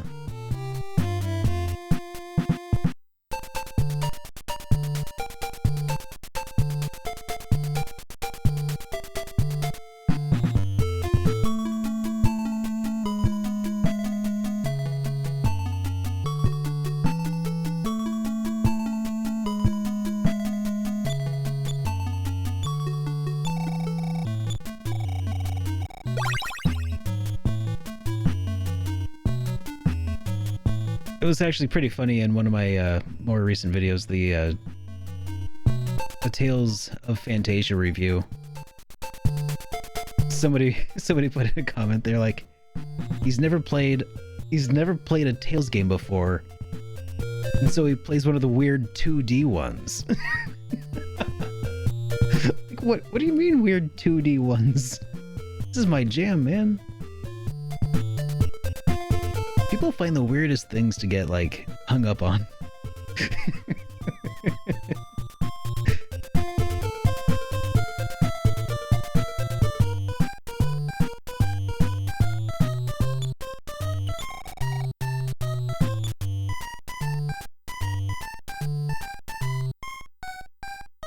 I see why they said that, but it's also a great game. Yeah. Because I feel like even though I've played it, I'm still on the outside of the fandom, which the bulk majority of the fandom probably occurred well into like maybe PlayStation 2 era.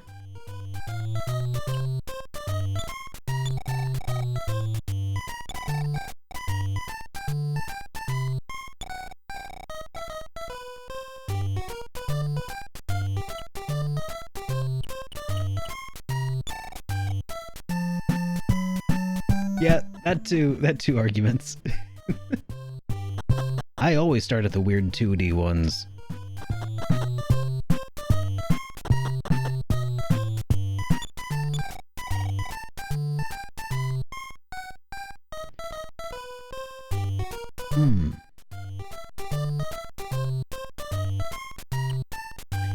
I can almost afford an aluminum bat. And then I'll give Lloyd the boomerang. Oh yeah, GameCube era, that's Symphonia. Yeah. I should have known. I have a copy. And someday I'll put it to use.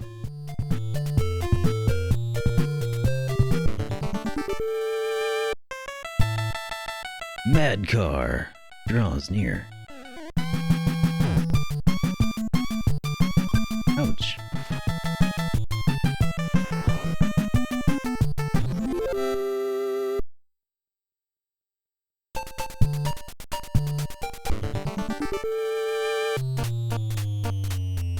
I will also say though that I've definitely played Arc-Rise Fantasia, so that's practically like playing a Tales game already for all I care.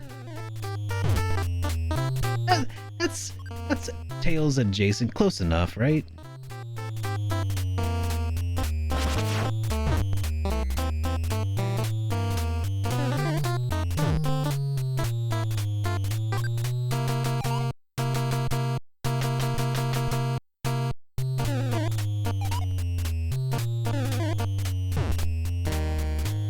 You know what, War Panda?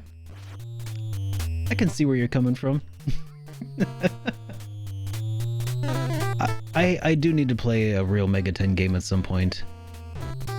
But that's the general impression online whenever I wind up among Mega 10 fans is that I'm probably like, you know, just a half a step away from being in like a 4chan a section. I don't even know what you call them. But, yeah, that's the impression that I get based on a lot of interactions that I see.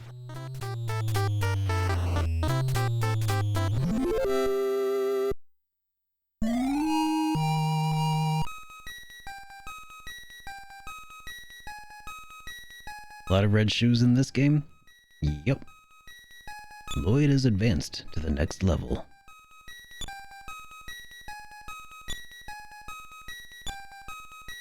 That's good enough for you? Wow, you really are cut a different cloth for most Mega 10 fans then.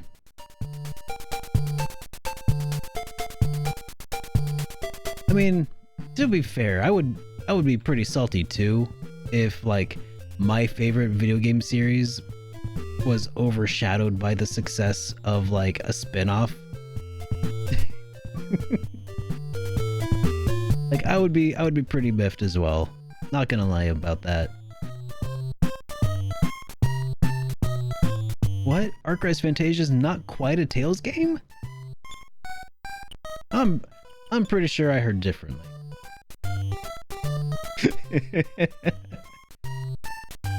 Yes, SMT fans. Which is kind of ironic because Shin Megami Tensei is in and of itself a spin-off of Mega 10.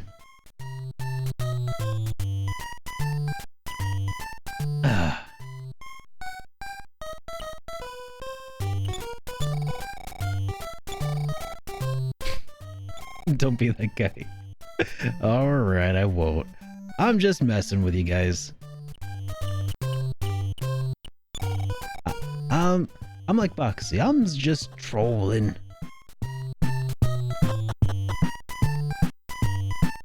I'll stop. I'll be good now, arguments. I'm sorry.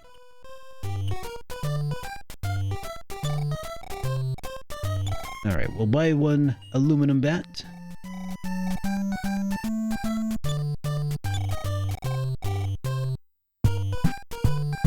No! That's not how you spell Boxy. You spell Boxy with 2 X's. Yeah, like that, Duke of Grease. See, I told you I am a boomer.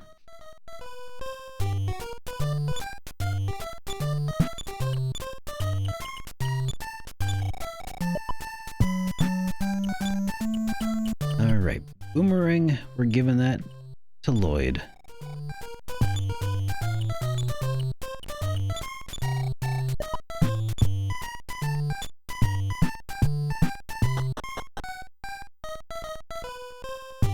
Wait, it's only been 8 years? Are you sure? That feels like a way older video by now. Are you sure about that?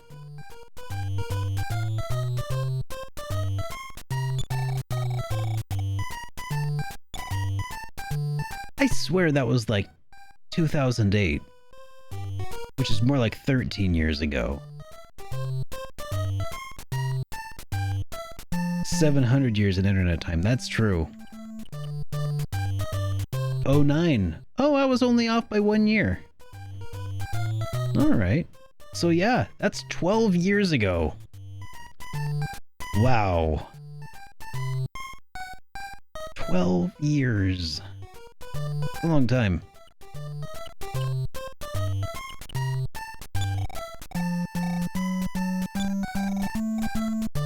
That was high school for you? Yep. Feel so old I need my Metamucil. You were lurking something awful back then? Oh yeah, something awful. I was spending most of my days back then on Screw Attack.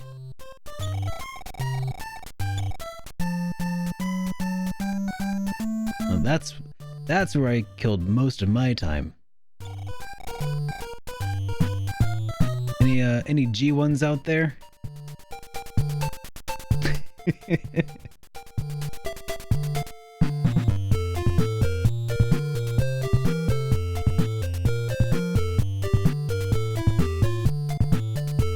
Oh man. Now those were the days. The days of, sure, the angry video game nerd or the angry Nintendo nerd got his start there, but let's not forget the Captain S. You know, Captain S was awesome. So was Awesome Video Games. Those guys were my favorite.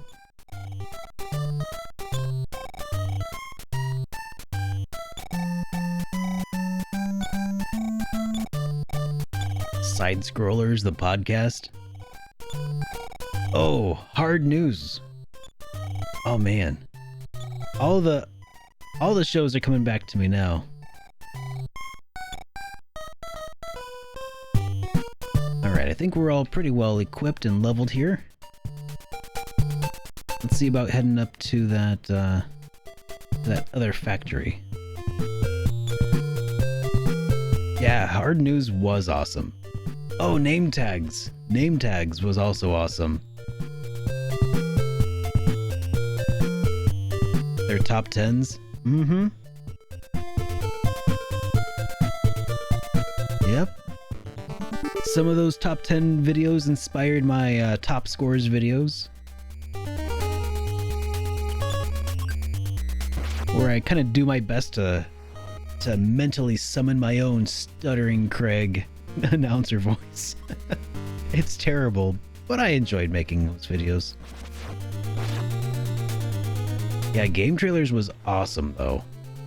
Those guys, I think the guys from Game Trailers and their retrospectives are what really kind of guided my sensibilities as far as like what is a good video. Like that set the standard for that's what I wanted to deliver. The feeling of watching a retrospective by Game Trailers is like, that's what I want to do. That's the good stuff.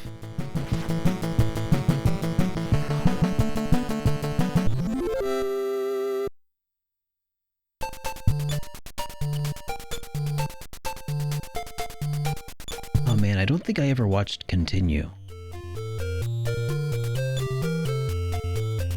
But yeah, back in those days, the internet was a different time, man. Screw Attack was no multi-tapped, though. I mean, multi-tapped was really no multi-tapped either, for what it was. But it wasn't bad.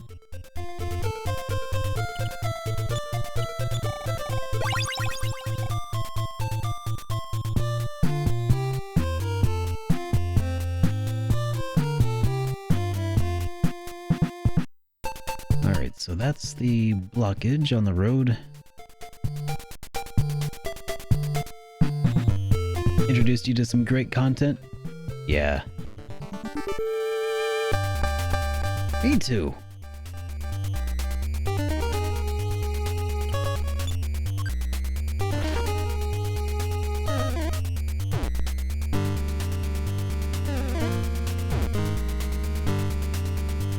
Yeah, it's crazy how spoiled we are for choice at this point.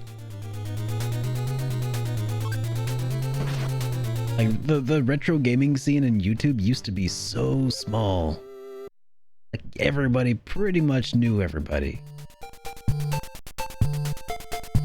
Pretty much. Ninten found a pass that someone had left behind. Ninten picked up the pass.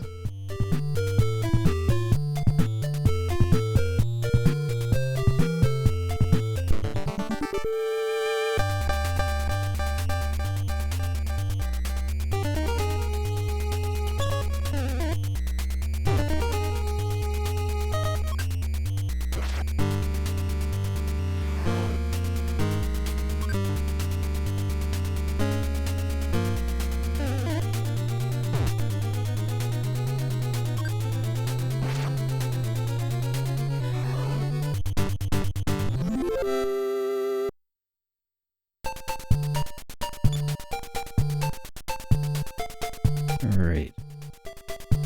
I think we're pretty close to the factory.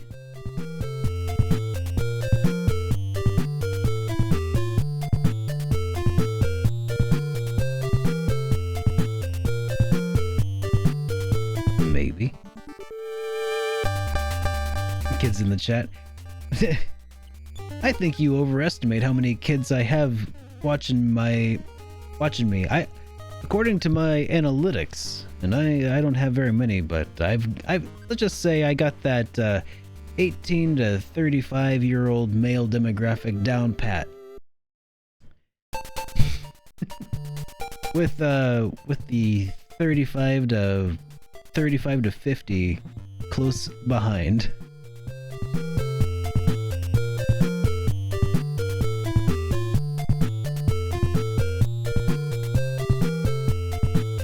And then in a very far trailing, I think I got like 2% female viewership, and I'm proud of that 2%, damn it. Mentally, I am 12. That is true. That is also, I mean, I'm pretty sure that applies to most. This is factory is Mr. Duncan's private property. Let's see your pass.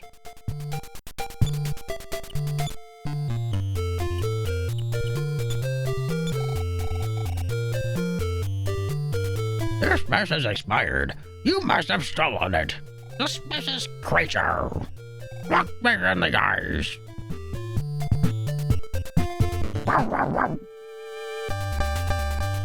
Stray dog draws near. Stray dog on a leash.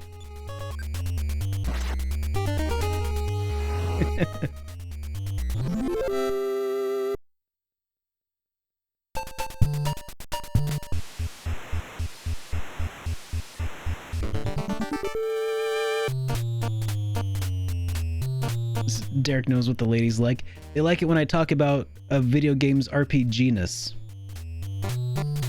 Oh yeah.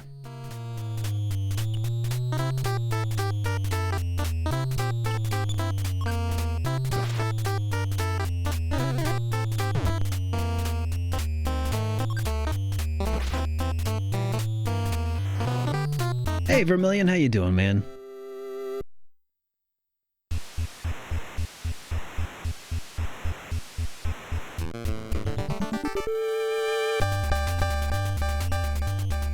A scrapper draws near.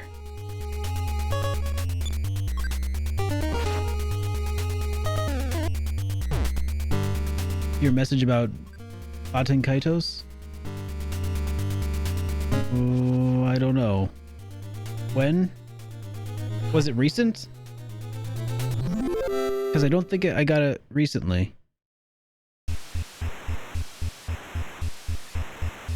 If it was via Twitter, just a heads up, I don't get notifications when people send me messages on Twitter, and I don't know why.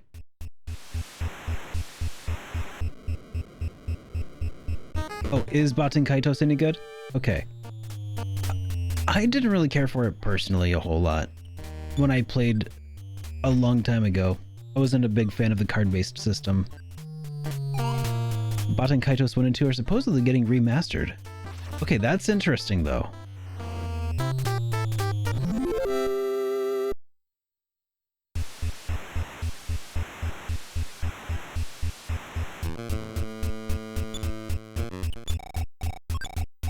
There's a bomb! Well, we will give that over to Lloyd.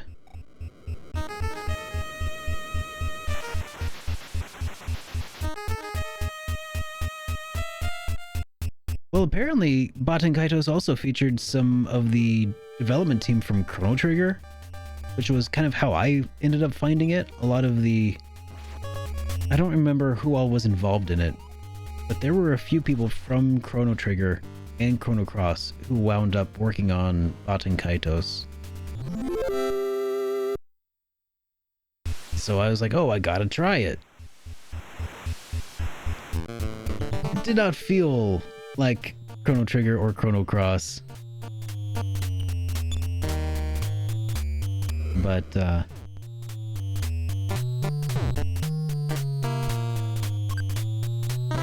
it's a Monolith Soft game. Yeah, see, this is from my research a long time ago.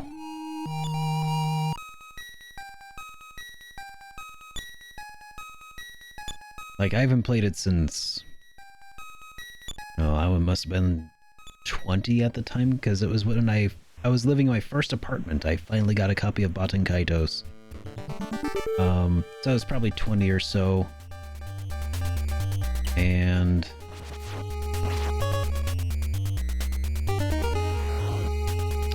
so that would have been like 2006-ish, 2007-ish.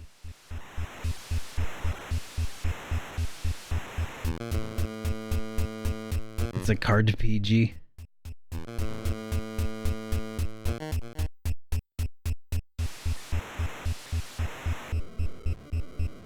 Sakuraba did the music in that one.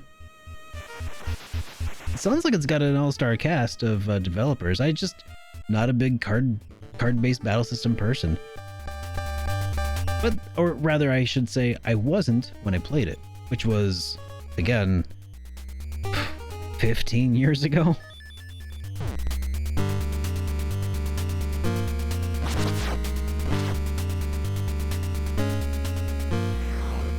It's been a long time.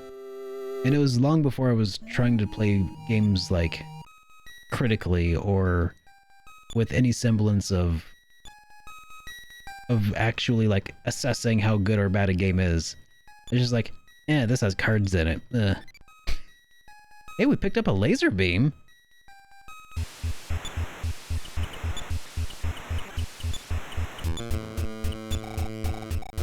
Give that to Lloyd.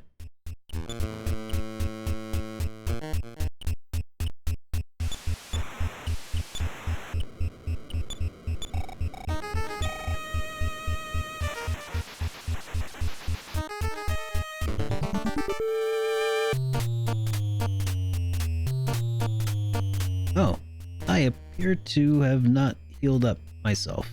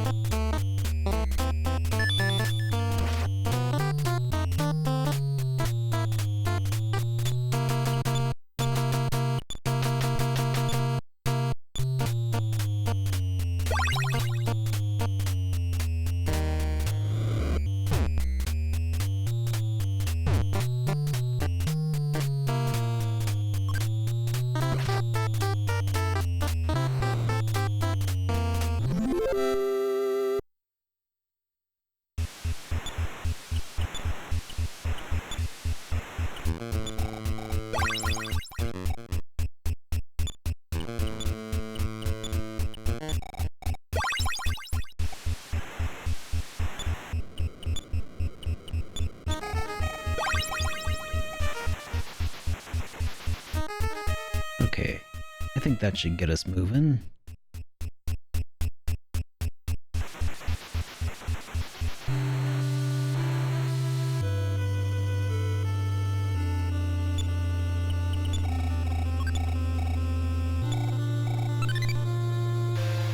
A super spray. What does that do? Industrial strength insecticide. Oh, okay, bug spray.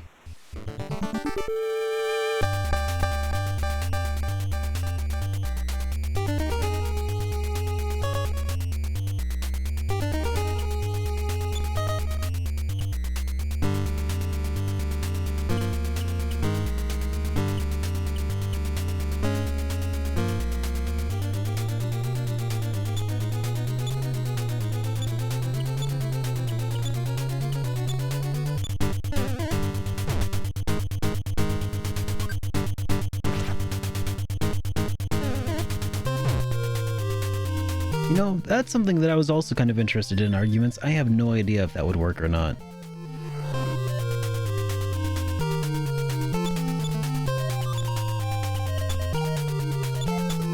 But I would be interested in finding your findings.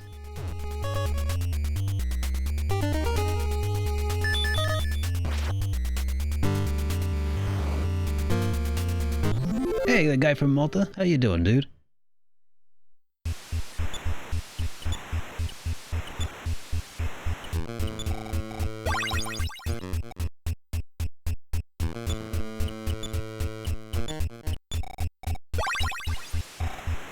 Aston X is an NES RPG, isn't it? I've heard of it, but I don't think I've played it.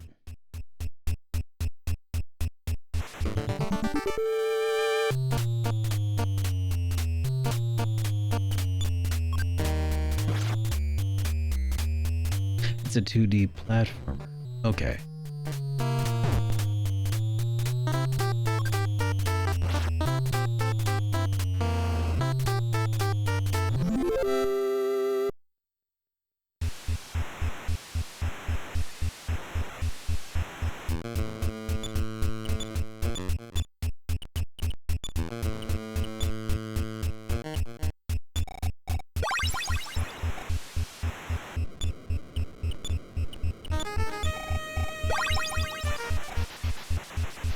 I'm doing pretty well.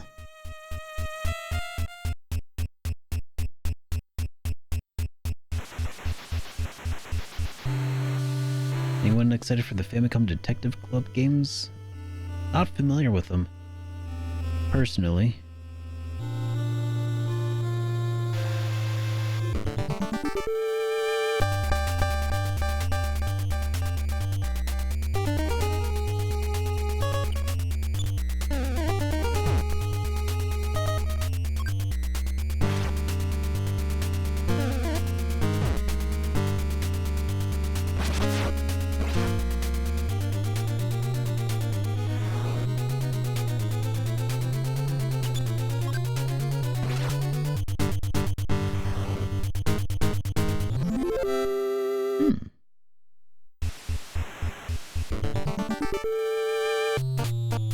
That sounds cool.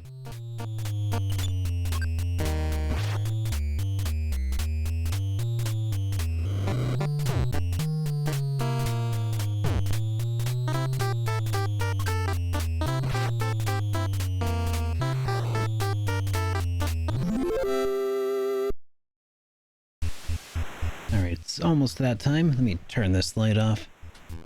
There we go. Now my eyes won't bother me any longer.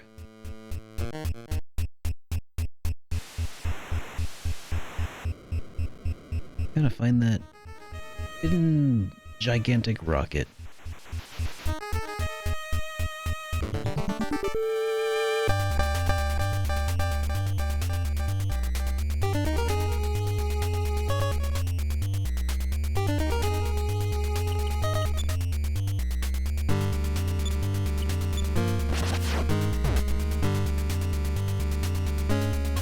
Oof.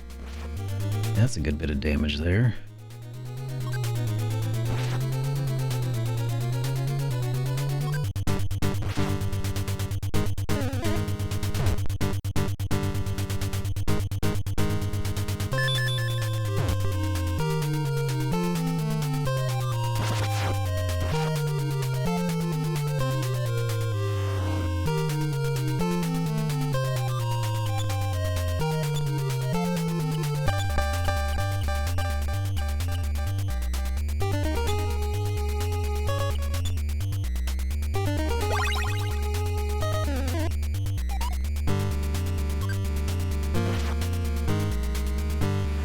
Okay, good.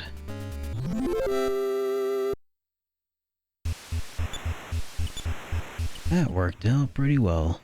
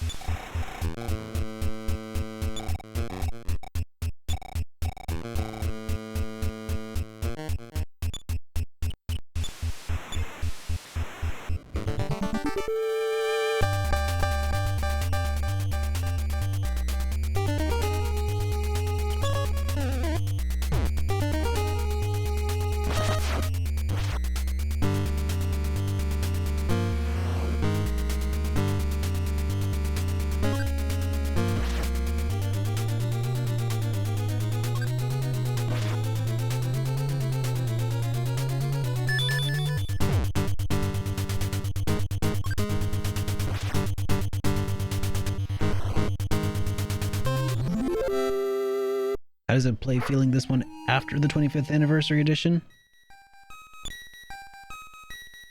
It feels actually pretty similar all in all, a bit grindier so far, but there's also that sense of familiarity, you know, and I still like it a lot.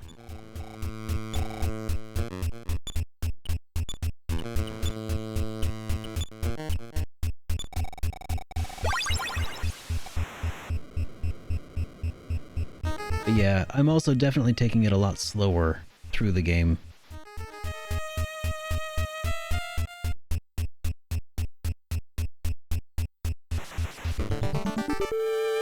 But I hear that some of the worst balanced areas of the game aren't until a bit later on. And that's probably where I'll start to really miss the 25th anniversary edition. No, there's no rhythm mechanic to these games, except for Mother 3. That's the only one that has the rhythm-based mechanic.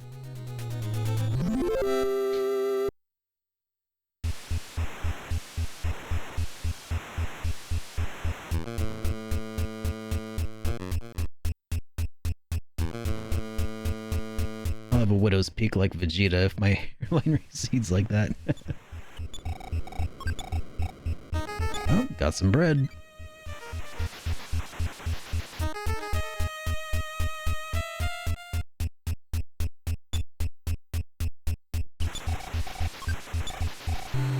Hey, another Franklin badge. Good, good. I never got the second Franklin badge in my previous playthrough, so that should come in handy.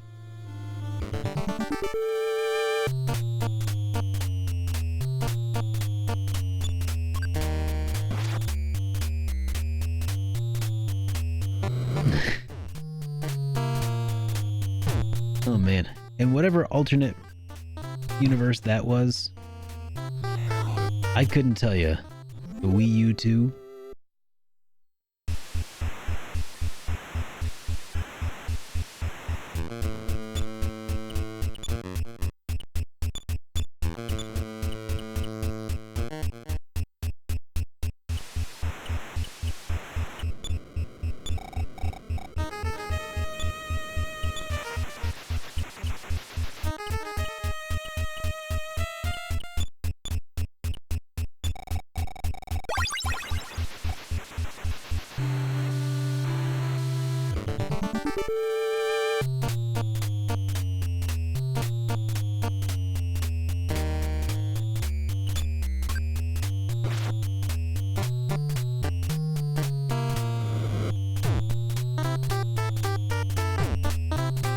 Wii U 360.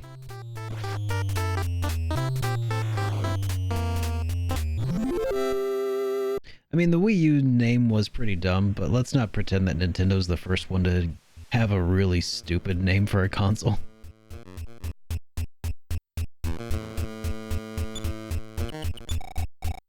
And up to that point, they were doing pretty good, actually.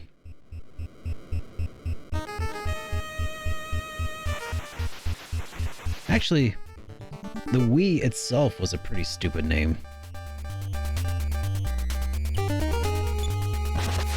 Which console name is dumber? Oh, the 360 was absolutely stupid. The Xbox One is an extremely stupid name for a console.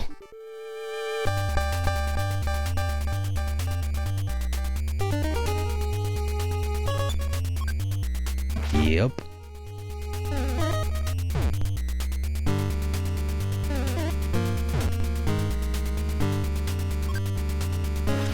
I mean, the Wii and the Wii U was dumb. But I feel like the Wii U was at least searchable. The Xbox One, I think, is where it really started, like, taking a turn. Oh, shoot. Lloyd is down. Yeah, the Xbox One just, like, actively worked against its own searchability. You would think Microsoft would have a better idea about how to avoid that. Which I guess is maybe why they started... Maybe that's why they started calling Windows 10. Because if you started doing a search for Windows 9, it would probably bring up a lot of, like, Windows 9.5, Windows 9.8, you know, that sort of thing. That's my guess.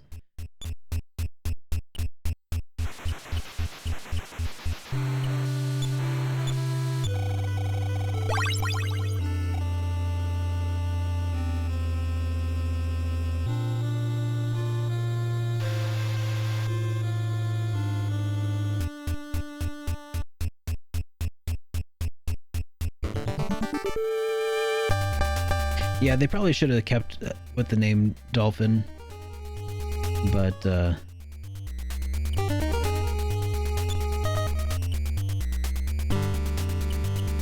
have been pretty cool. Or the Ultra 64 would have also been pretty rad.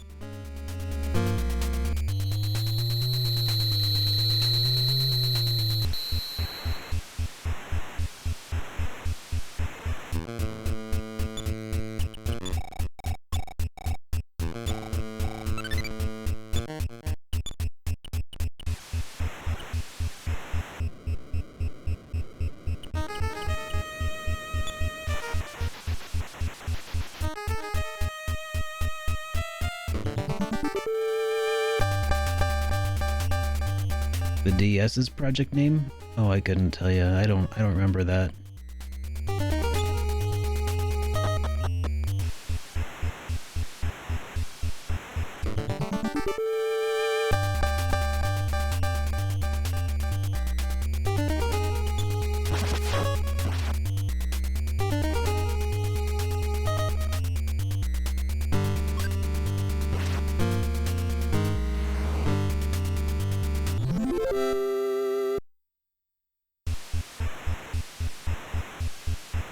Well, you know, War Panda, I kind of agree with you on that about the GameCube. Like, it just knew exactly what it was.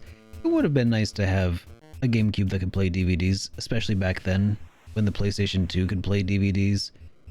I mean, that wasn't the only reason that the Dreamcast failed, but it was certainly a contributing factor.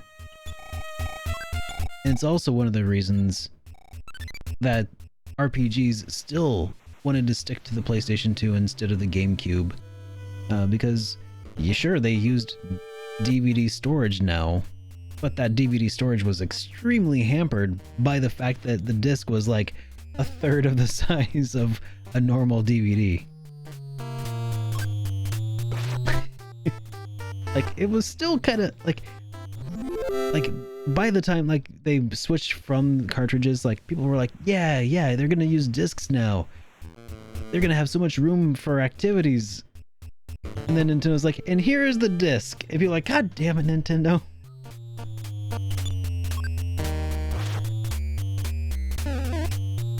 Like, yeah, they managed. They put Lost Kingdoms 1 and 2 on there and several others. It wasn't as hamstringed as they were before with cartridges, but could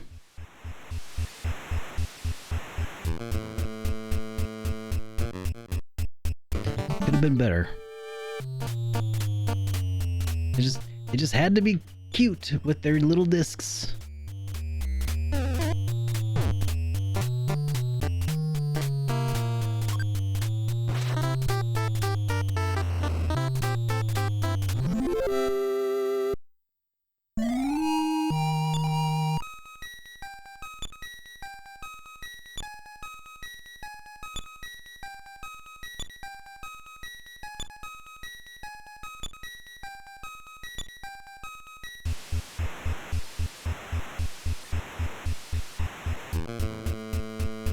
Nintendo had a weird phase. I don't know why they were so adamant against using discs. And as soon as they went full DVD, there you go. Now you got the Wii, and it sold like hotcakes. And I don't know what that means. I mean, I understand that the phrase means it sells really well. But when did that phrase come from? Were people like, oh man, hotcakes. I really want some pancakes, you know?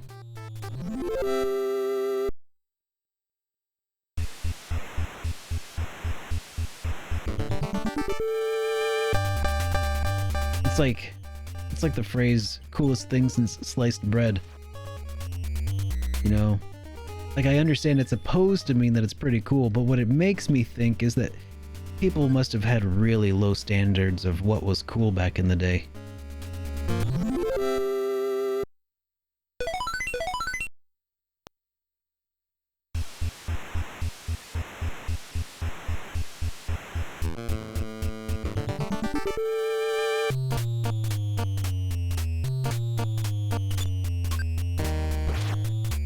Maybe pancakes have just gotten progressively worse.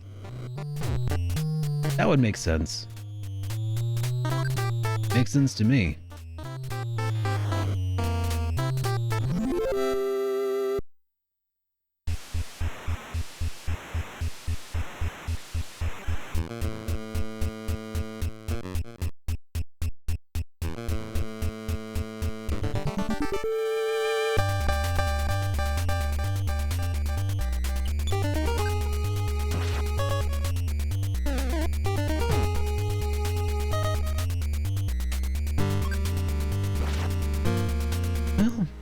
Cartridges are not immune to disc rot, though. I mean, obviously they don't get disc rot, they get bit rot, but it still occurs.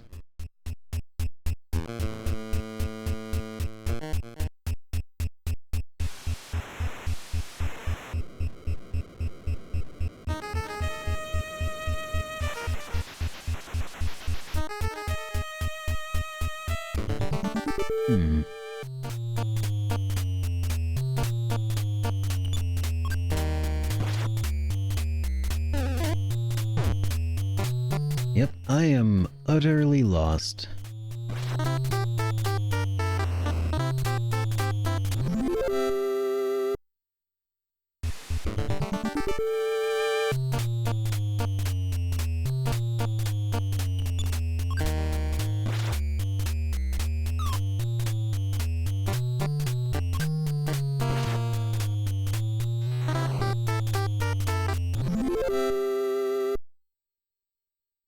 Yeah, pretty much in a post-apocalyptic world, the only thing left in the world will be giant mutated cockroaches playing Nintendo 64s.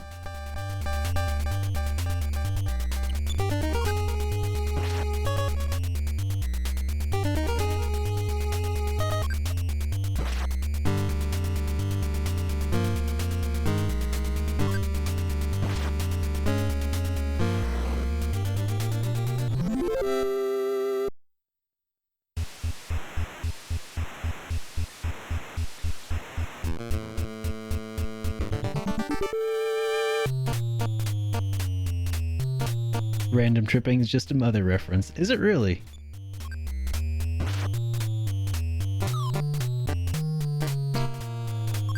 I mean, it could be. I wouldn't put it past them.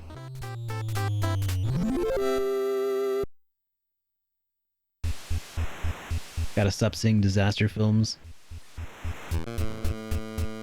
Yeah, they were, for a short while after the beginning of the new millennium, disaster films were pretty much, everything. Armageddon. That was the big one. The Day After Tomorrow. Volcano. I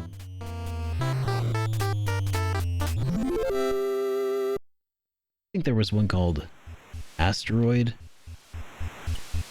or something like that. I can't remember. Oh, the Final Destination. Those I think weren't so much disaster flicks in the sense that I'm talking about. Those are more like gore porn.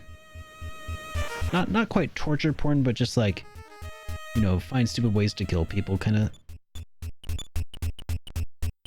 Not bad, but like disaster flicks, I'm thinking of like world destruction, you know, like that kind of thing. Not like something that affects like an individual or a group of individuals.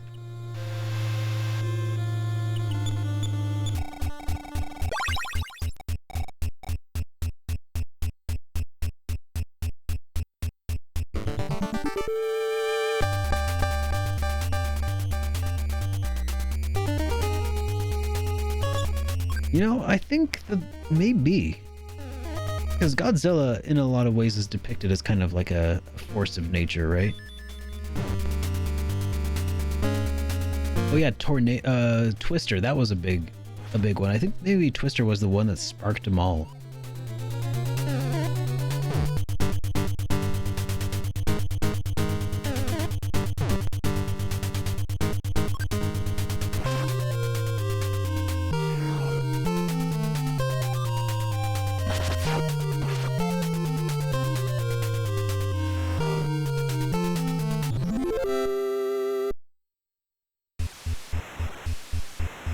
I guess when I say sparked them all, I mean for that trend, for that general, like, disaster flick thing that would ensue for a while. Because before that, there was, like, Burning Inferno or Towering Inferno.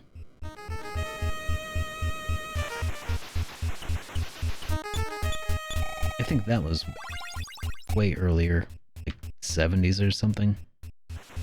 Yeah, that's exactly what I was thinking, More Panda.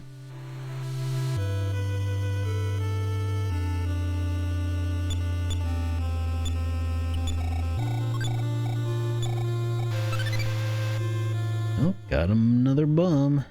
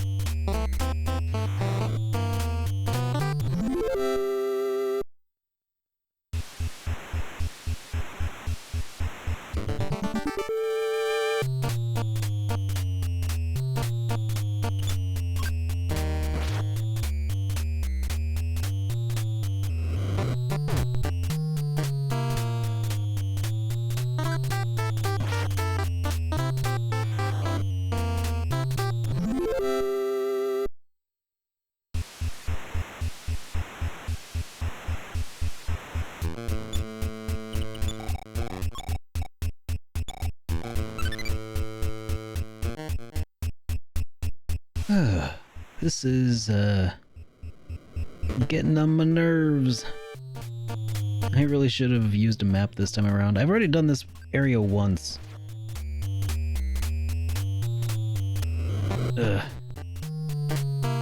Maybe if I die, I'll come back and we'll do it with a map.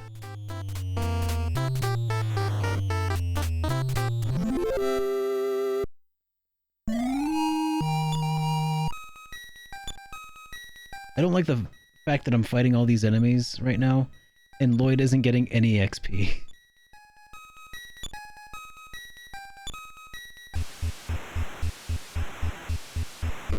And I suspect that even if I found the bottle rocket, Lloyd's knocked out, so he probably couldn't launch the thing.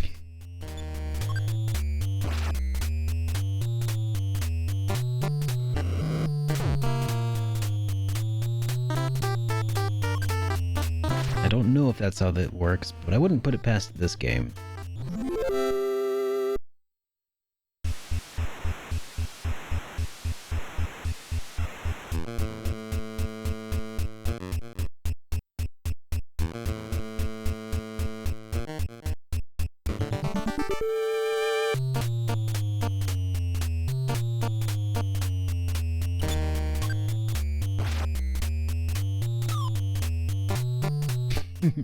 Really long, samey dungeons?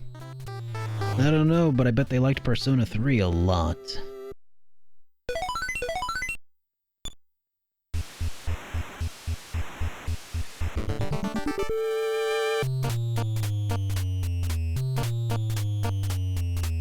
Yeah. It's kind of sad to think about, but the best part of Persona 3 was definitely the not RPG portion of it.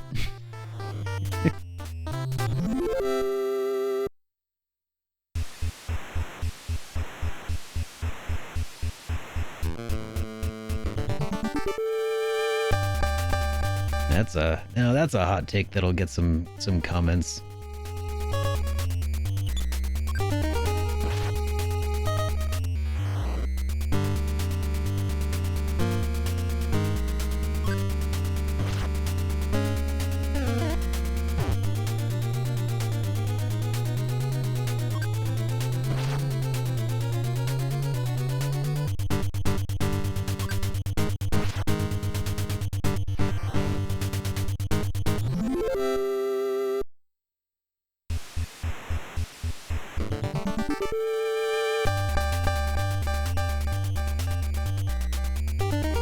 I tell you what, I just really need to fight more enemies here.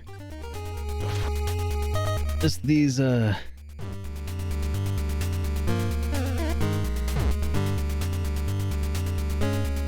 these 5 steps between battles is really getting on my nerves.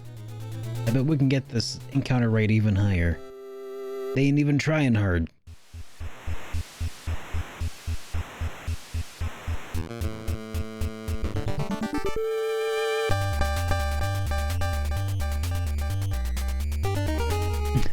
Could I even?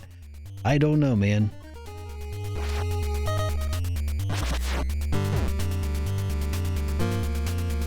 Nope. There we go.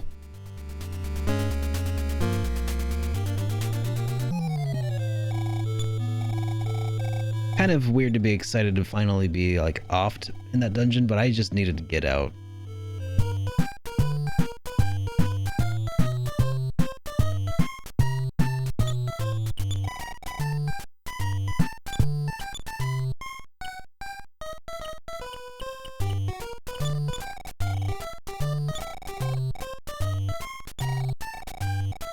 Luckily, I've got plenty of money.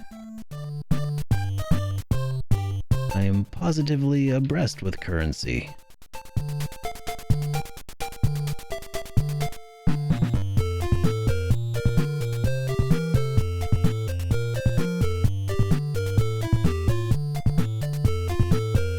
Where is that hospital?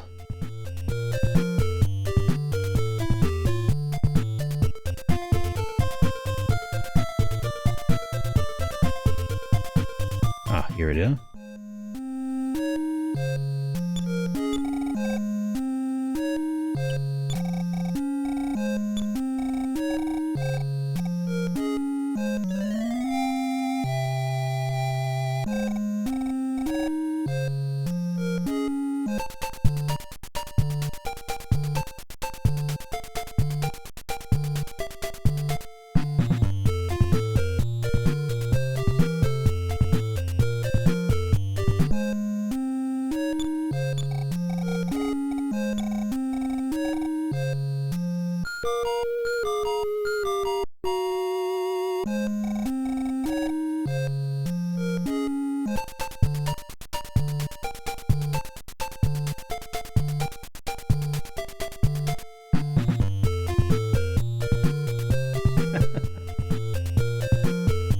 suppose if I started introducing mid-roll breaks in my reviews as random encounters, people would think it was fun.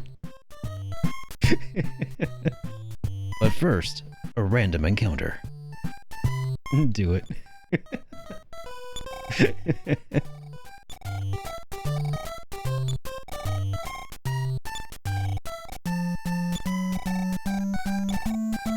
That would actually be pretty funny.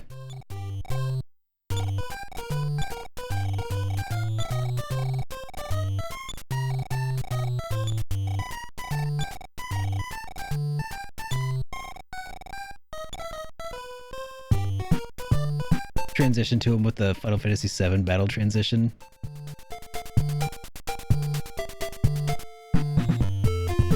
The game swirls and blurs, and then all of a sudden you're looking at a tampon commercial.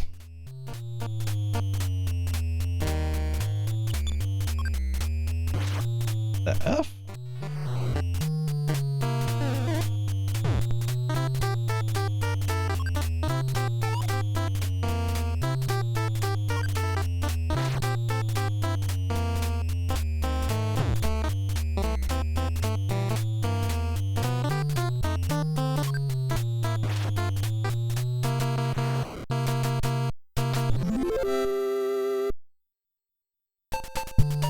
Oh, you can't ready all three of those actions.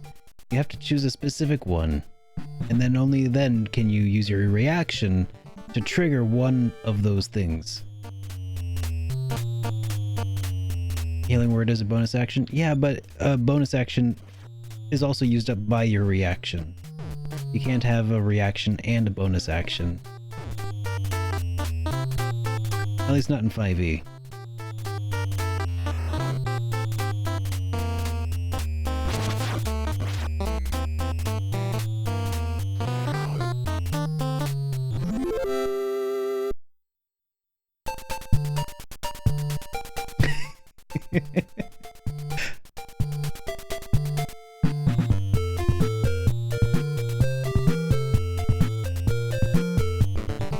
Such nerds. Yes. Oh my god, what the... Look at the bag lady. What? Oh my god. They gave her a real facelift in that 25th anniversary edition, but oh my god, look at that. Somebody was just... Wow. I think I recognize her from Walmart.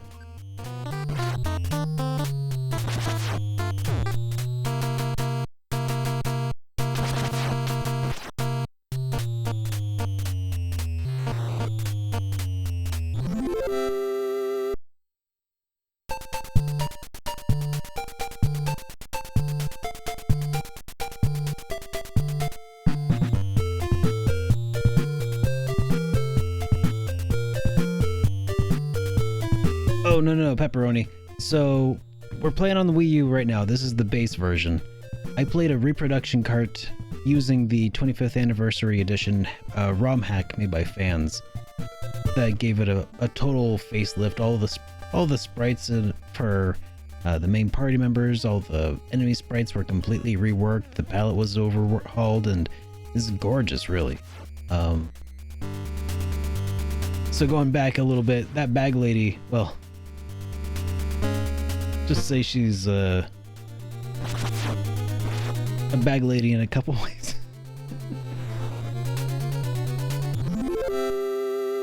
Oh, that's just awful. Terrible jokes.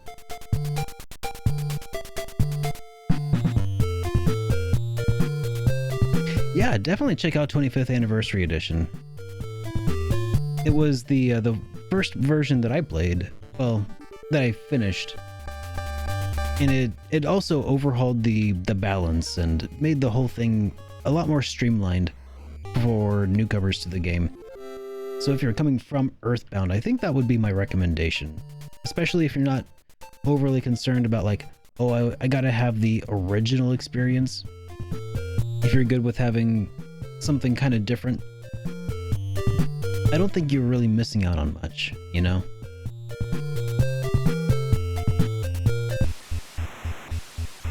But we'll see. I mean, I guess you'd be missing out on a bit of a pain in the butt. Because this one's way more grindy. So, Pepperoni Pizza Man, I'm playing this on a Wii U, because that's the only official release. The encounter rate that we're seeing right now is the original encounter rate on Wii U. The 25th anniversary edition that I'm talking about, that was a fan ROM hack that we played before that streamlined the whole process, prettied it up. It was a lot of fun. Yeah. But we're playing through it a second time with the original release, just so I can get a better feel for that for the forthcoming review, you know.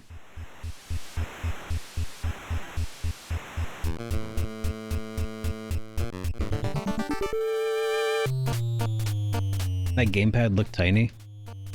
I mean, does it?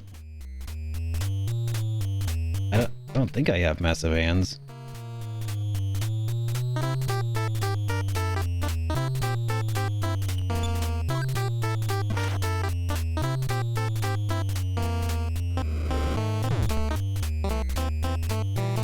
It could just be perspective.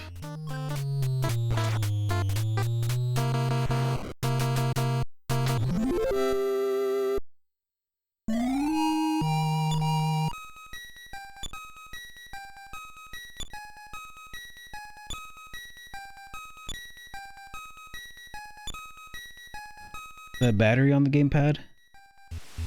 Well,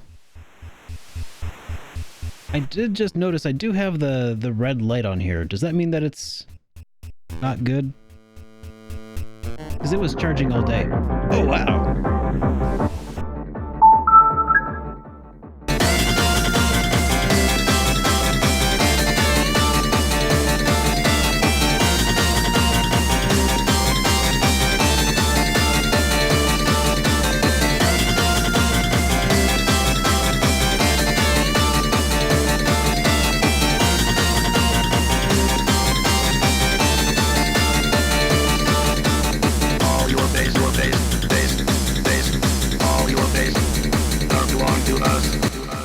Hey, Dragon Goro, thank you so much for that raid. Welcome, raiders.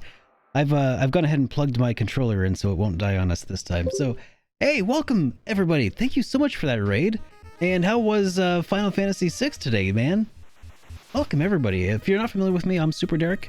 Play a bunch of RPGs and then I review them over on YouTube. And right now, hey, it has been a little while, huh? Yeah, we're playing Mother 1, aka the predecessor to EarthBound. Good to have you guys here. And thank you for that raid, man. You're loving the game so far? Nice. I'm glad to hear it. I never made it very far in Final Fantasy VI. I hate to say it. I think I played a bit of it, but I was playing on an emulator. Emulators kill my drive to finish games. But I'm kind of trying to address that. Lloyd died already? Oh, jeez. We just fixed him. This is why we can't have nice things. Well, alright, Lloyd. Let's get your carcass back out of here.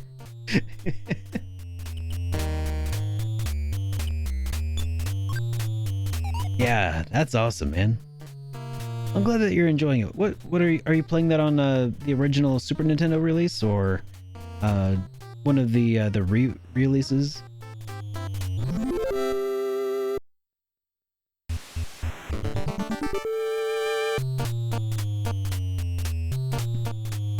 I'm playing it as Final Fantasy III. Nice. Oh Lloyd.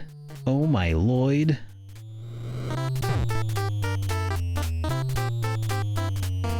I'm just waiting for an opportunity to say something like, oh, thank the Lloyd.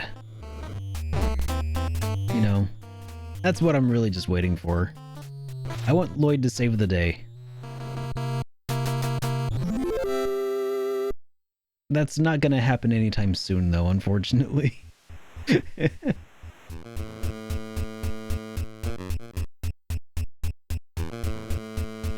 You've got the original game from your 10th birthday still. Nice.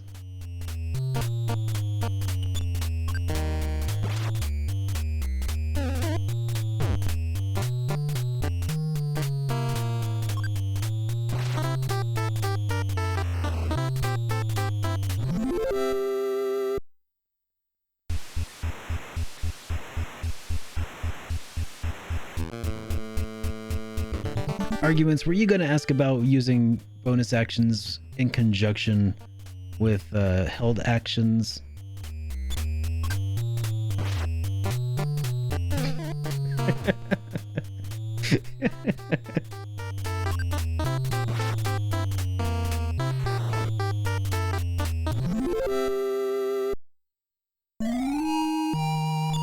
I'll tell you what, man. If your DM does it different, then you know, whatever. It's basically, I mean, all D&D is basically house rules, really. It's just a framework. Turbo nerding. No, that's a word.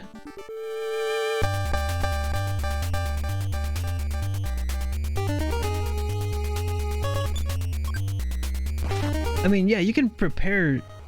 Oh, okay, hold on. Prepare in the sense of like having them within your repertoire for the day. Yeah, you can have multiple spells prepared, but not like you're readying them in the event of a trigger, like for a held action.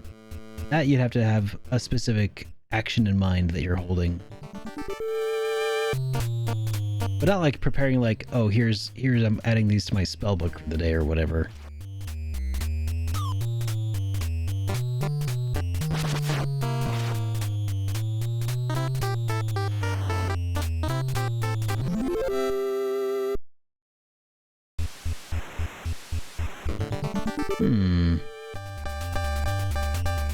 Unless we're playing different editions, you can cast spells on the same turn without readying them. I'm mostly commenting on like the aspect of held actions.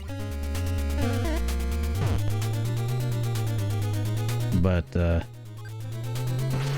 anyways, we're playing Mother 1 today, guys. Am I into mystery dungeons? I have not played one.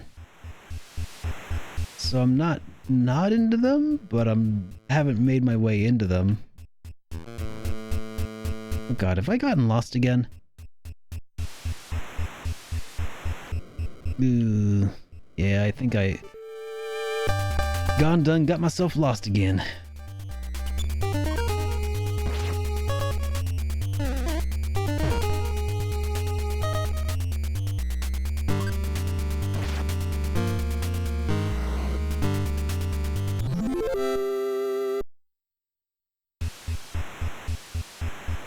Lloyd, you're never gonna get any stronger if you keep dying like this. Didn't you hear, Lloyd? Whatever doesn't kill you makes you stronger, not the other way around. Ah.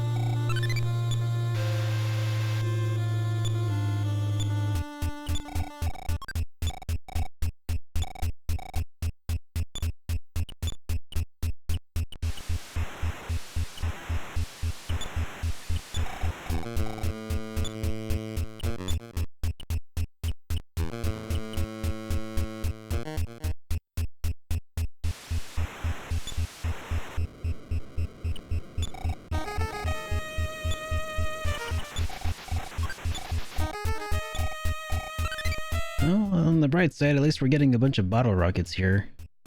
But yeah, I am completely lost.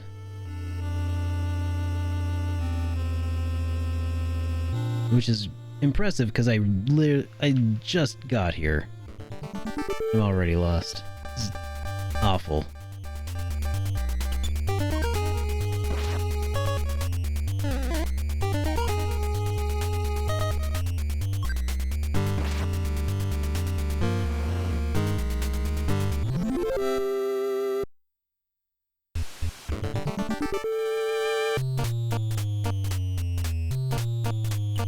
Man, can you imagine trying to fight something on a ladder? Like, we're climbing up a ladder right now, and this bomber comes up and starts trying to start crap. Time to bust out the graph paper. You're not wrong. I was thinking maybe busting out a map of somebody. Well, somebody already put together a graph paper map, maybe. Gonna start making some spaghetti. Been a while since I had spaghetti.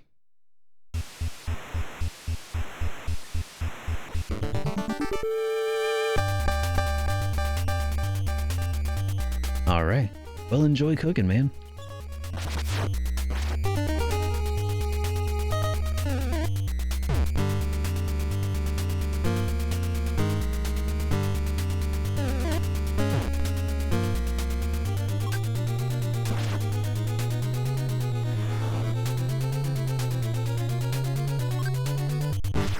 That's awesome, guy from Malta. I'm glad you're enjoying that, dude. When did you start?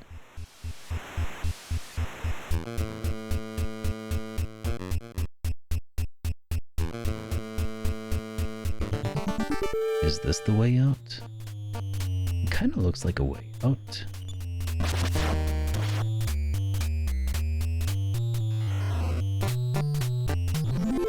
3 or 4 weeks ago. Awesome. Nope, that's not the way out. Yeah, but we found a bomb. All kinds of stuff here for Jeff. Or, Lloyd. All kinds of stuff for totally not Jeff.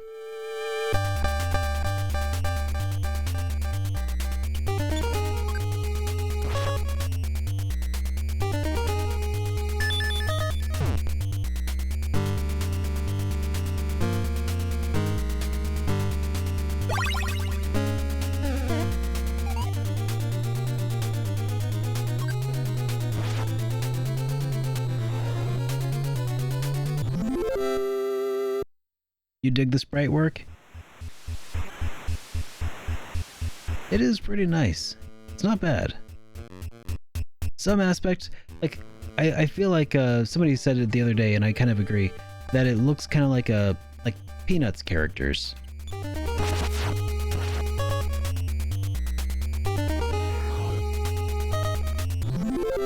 I can kind of see that, with like the big head, and then kind of smaller body, scrawny neck.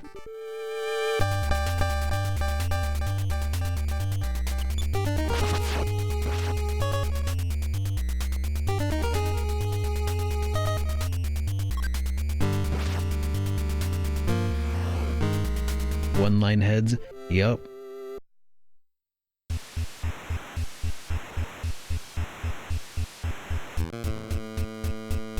And all the characters do have a thick black outline, which is not typical.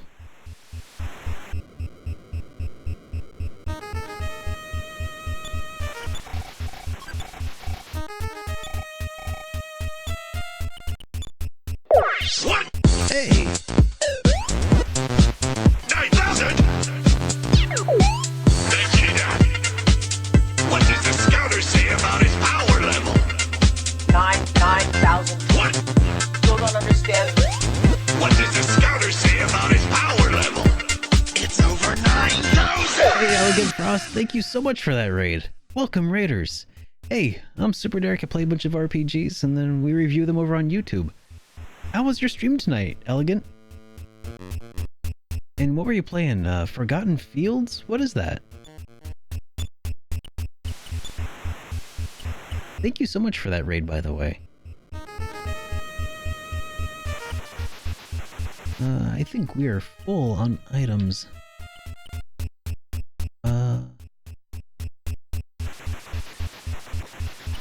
Here, let's toss some of these bombs. I feel like the bottle rockets are probably better.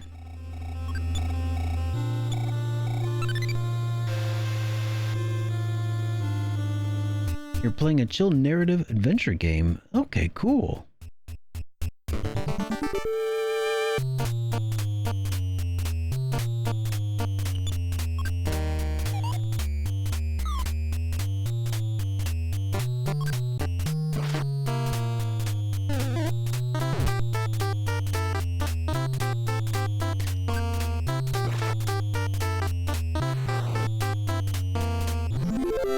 Okay, that sounds pretty awesome, Elegant. That's super cool. That sounds pretty, well, pretty chill, actually. So, yeah, we're playing Mother 1, also known as EarthBound Beginnings or EarthBound Zero. It's an NES RPG that we never actually got officially in the West until the Wii U, and now it's only on Wii U as far as the West is concerned. Officially. Though you could probably find some other ways to play it on the high seas out there. And it's pretty fun. You know, if you're into EarthBound, definitely worth the time, I think. This is actually our second playthrough, because the first time we played through was with a fan patch that rebalanced and just made the whole thing a little prettier, a little shinier. So many games to play. Yeah, that's the truth.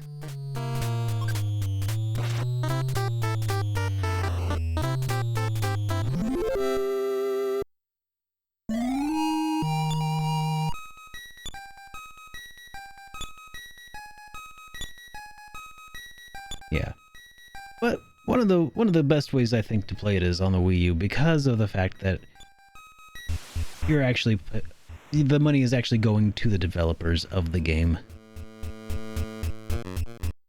You know, it's still like voting with your wallet, I think. Proving to Nintendo that some of us really do care.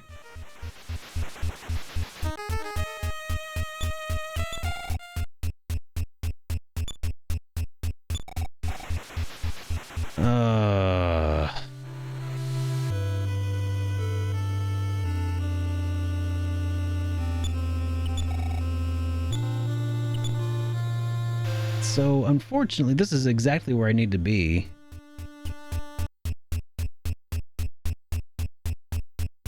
But I need Lloyd to be alive for this, I guess. Dang it. Alright.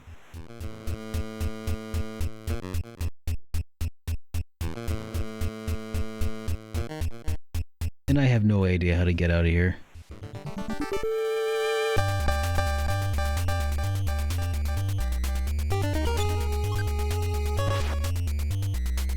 I know, you would think it would be. You would think it would be on there.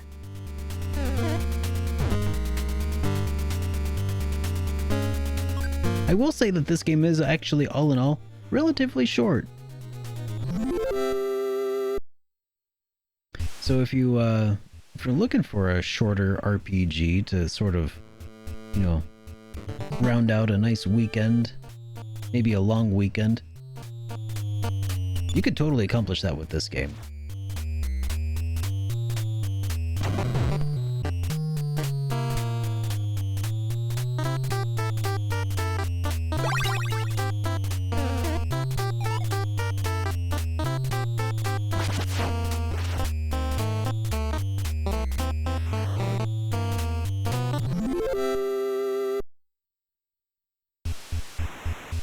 That's kind of weird too.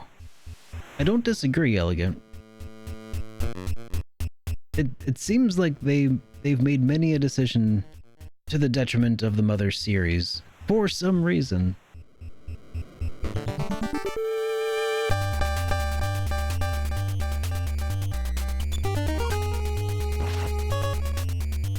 Aw, man. Sorry to hear about that, Duo.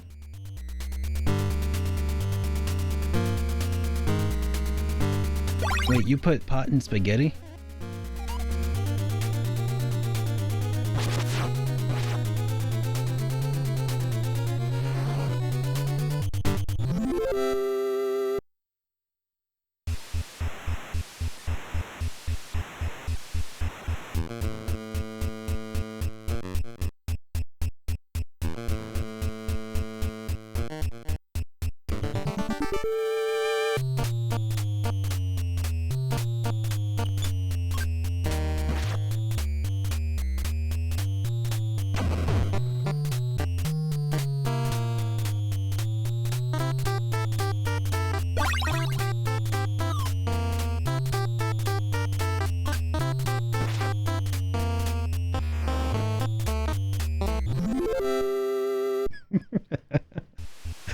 I'm gonna say, if your kids threw away your pot, it's time to get new kids, man.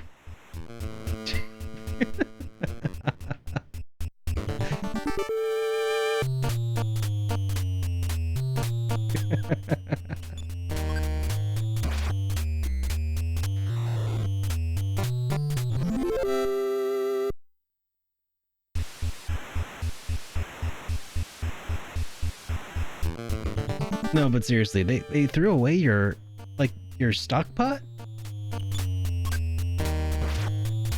That why? Those monsters.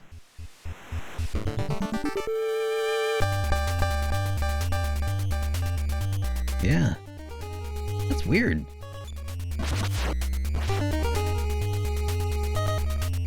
I mean, personally speaking, I never threw away any cooking utilities of my parents ever.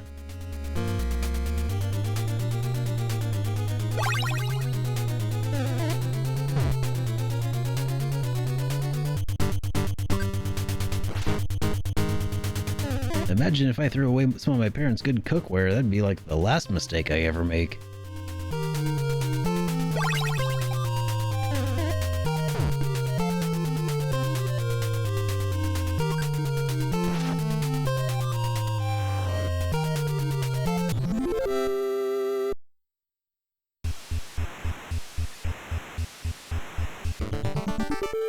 Unless, did you put them on like pots and pans cleanup duty?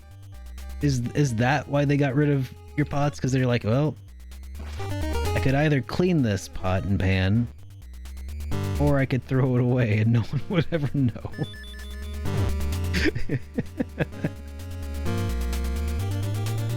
When am I going back on Drunk Rin's podcast?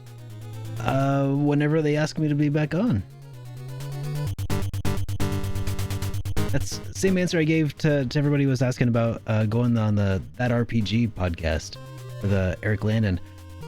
Like, I'm always open to going on other people's podcasts.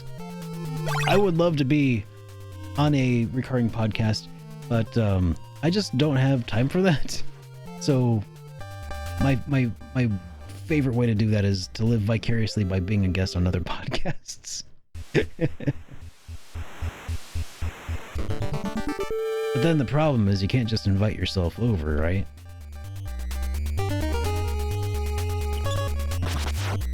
But yeah. If you want me to be on more podcasts, just bug the hosts until they send me an invite. I'll let you know. Back on the HPMP podcast, that was pretty fun. It's a lot of people to keep up with, though. I gotta say, that's the one thing. I like the people on HPMP. Sometimes it can be a little bit hard to keep up in a crowded room, though.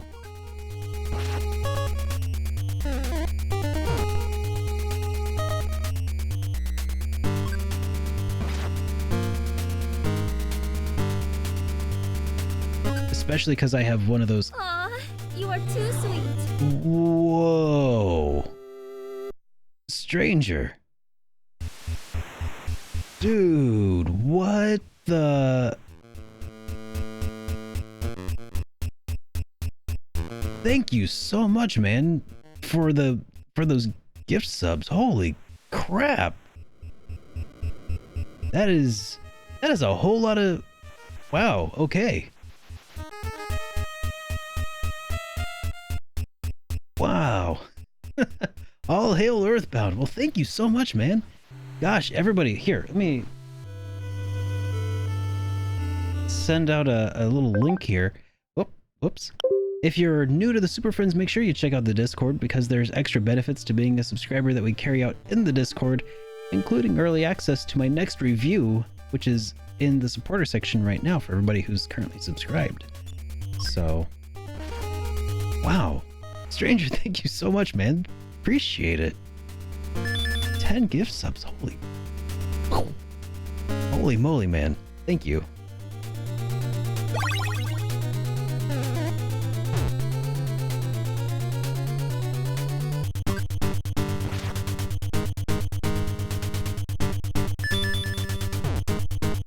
So, the next thing I'm wondering, guys, let me know what your thoughts are. In order to, fully round out my Mother 1 experience after we finish Mother 1 on Wii U here, should I next play Mother 1 on the Game Boy Advance? I don't know. Just throwing that out there. I have a copy. So, I heard that Mother 2 on the compilation was a bit of a dumpster fire as far as the audio goes, but Mother 1 is actually pretty okay, I do believe. I'm not really sure what all it would affect. Probably not a whole lot, to be totally honest. I mean, the why not is probably that it would take an extra, week or two to stream through it, delaying the eventual review by that long. That would make a pretty crazy review, though. That is true. Hey, Naravarine King. Good to see you, man. How are you doing?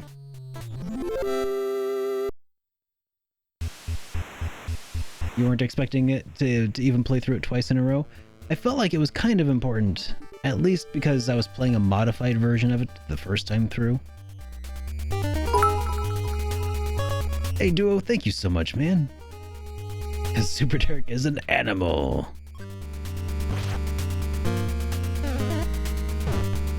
Definitely not an astronaut, but I do blast off into space.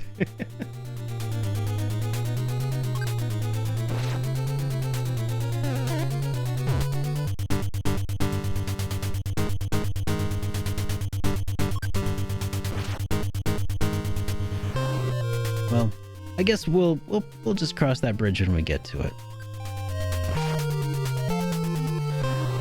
Yeah. Mother 1 will end up being review number 99 in the game collection.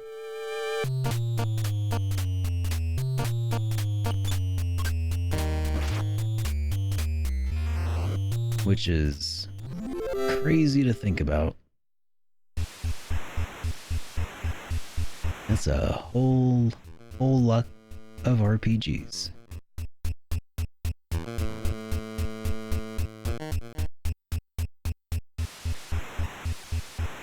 Is this the way out? Nope.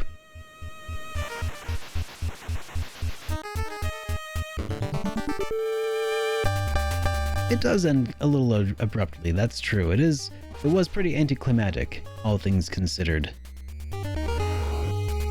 I think the tail end must have been rushed, especially based on when you get the songs. The last two songs are really just pretty much back to back. I don't know if it was rushed or not though, because I mean it was produced by Miyamoto, who we all know how he feels about rushing video games, right?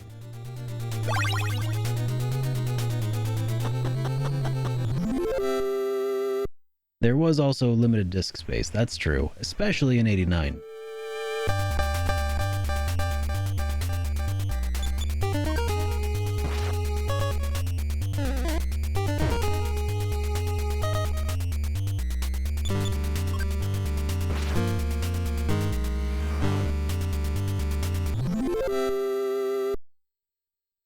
You've already improvised spaghetti with a shallow pan using large mixing bowls.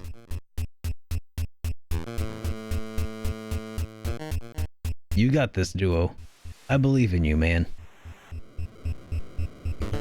Let it never be said that anything gets between Duo Beard and his spaghetti. No, I've never played any EarthBound mods. Aside from, you know, Jukebox Hero, but that's not really a mod. I know that there's like randomizer mods. What other kinds of mods are there for EarthBound? Oh, there was the Halloween hack by Toby Fox, right? I know about that one.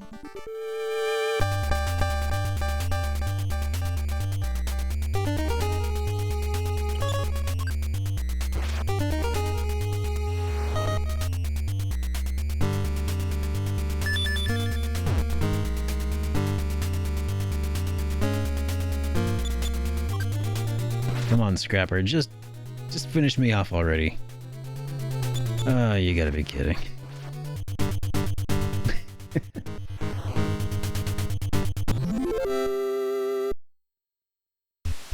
Yeah, that's also what I've heard, Stranger, is that certain words, certain phrases in it have, they would pose an issue.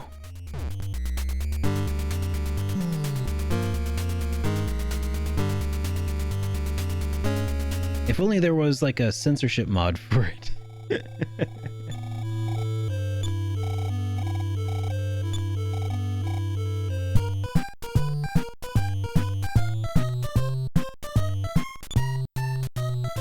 That would actually be pretty funny. A fan mod of a fan mod.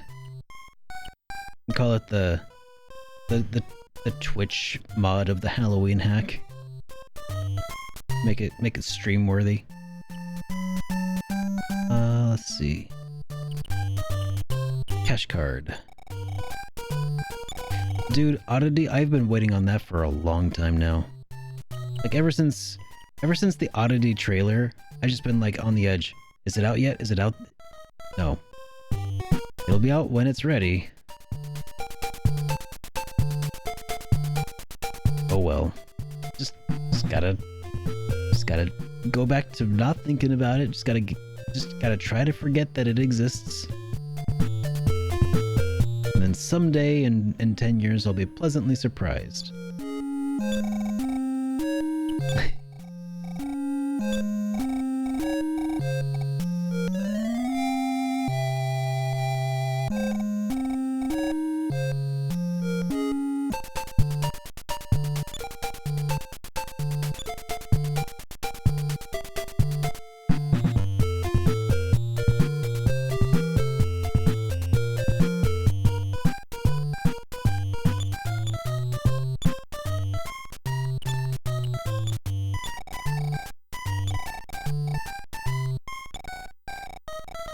Alright, I think we need another... Was it 250 to stay the night at the hotel? Or was it 230?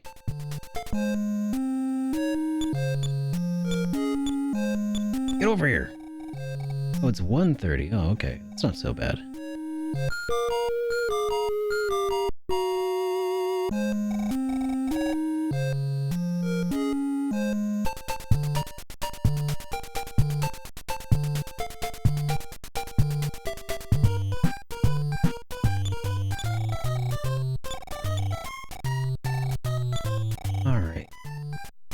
And I think that it is getting to be about that time, so we're gonna save. And we made some pretty good progress today. We made it through all of Magic Hand. We got Lloyd. That's pretty good for a single stream. Gosh, got Lloyd up to basically the level that Nintendo was at the beginning of the stream. So, yeah, sorry Duo, but we are gonna need to Hey, oh no! RPG Gamer Gal, I'm sorry to hear that. Or RP Gamer Gal. Well, we will be resuming this on Wednesday though.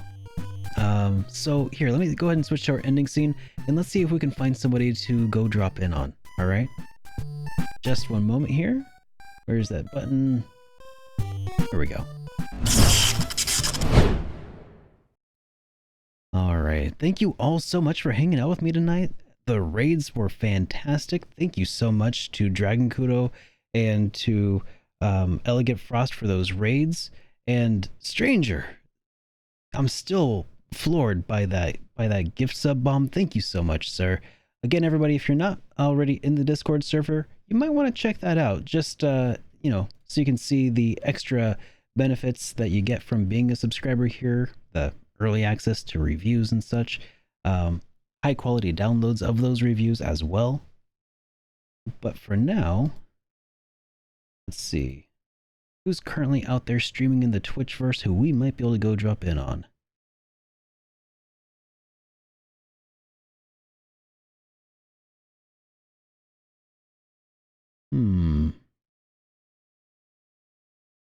Oh, well, it looks like Bakusan JRPG is currently making his way through Near Replicant.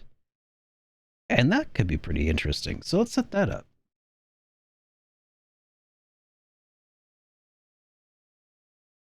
There we go. And if you're not already familiar with Bakusan JRPG, please do.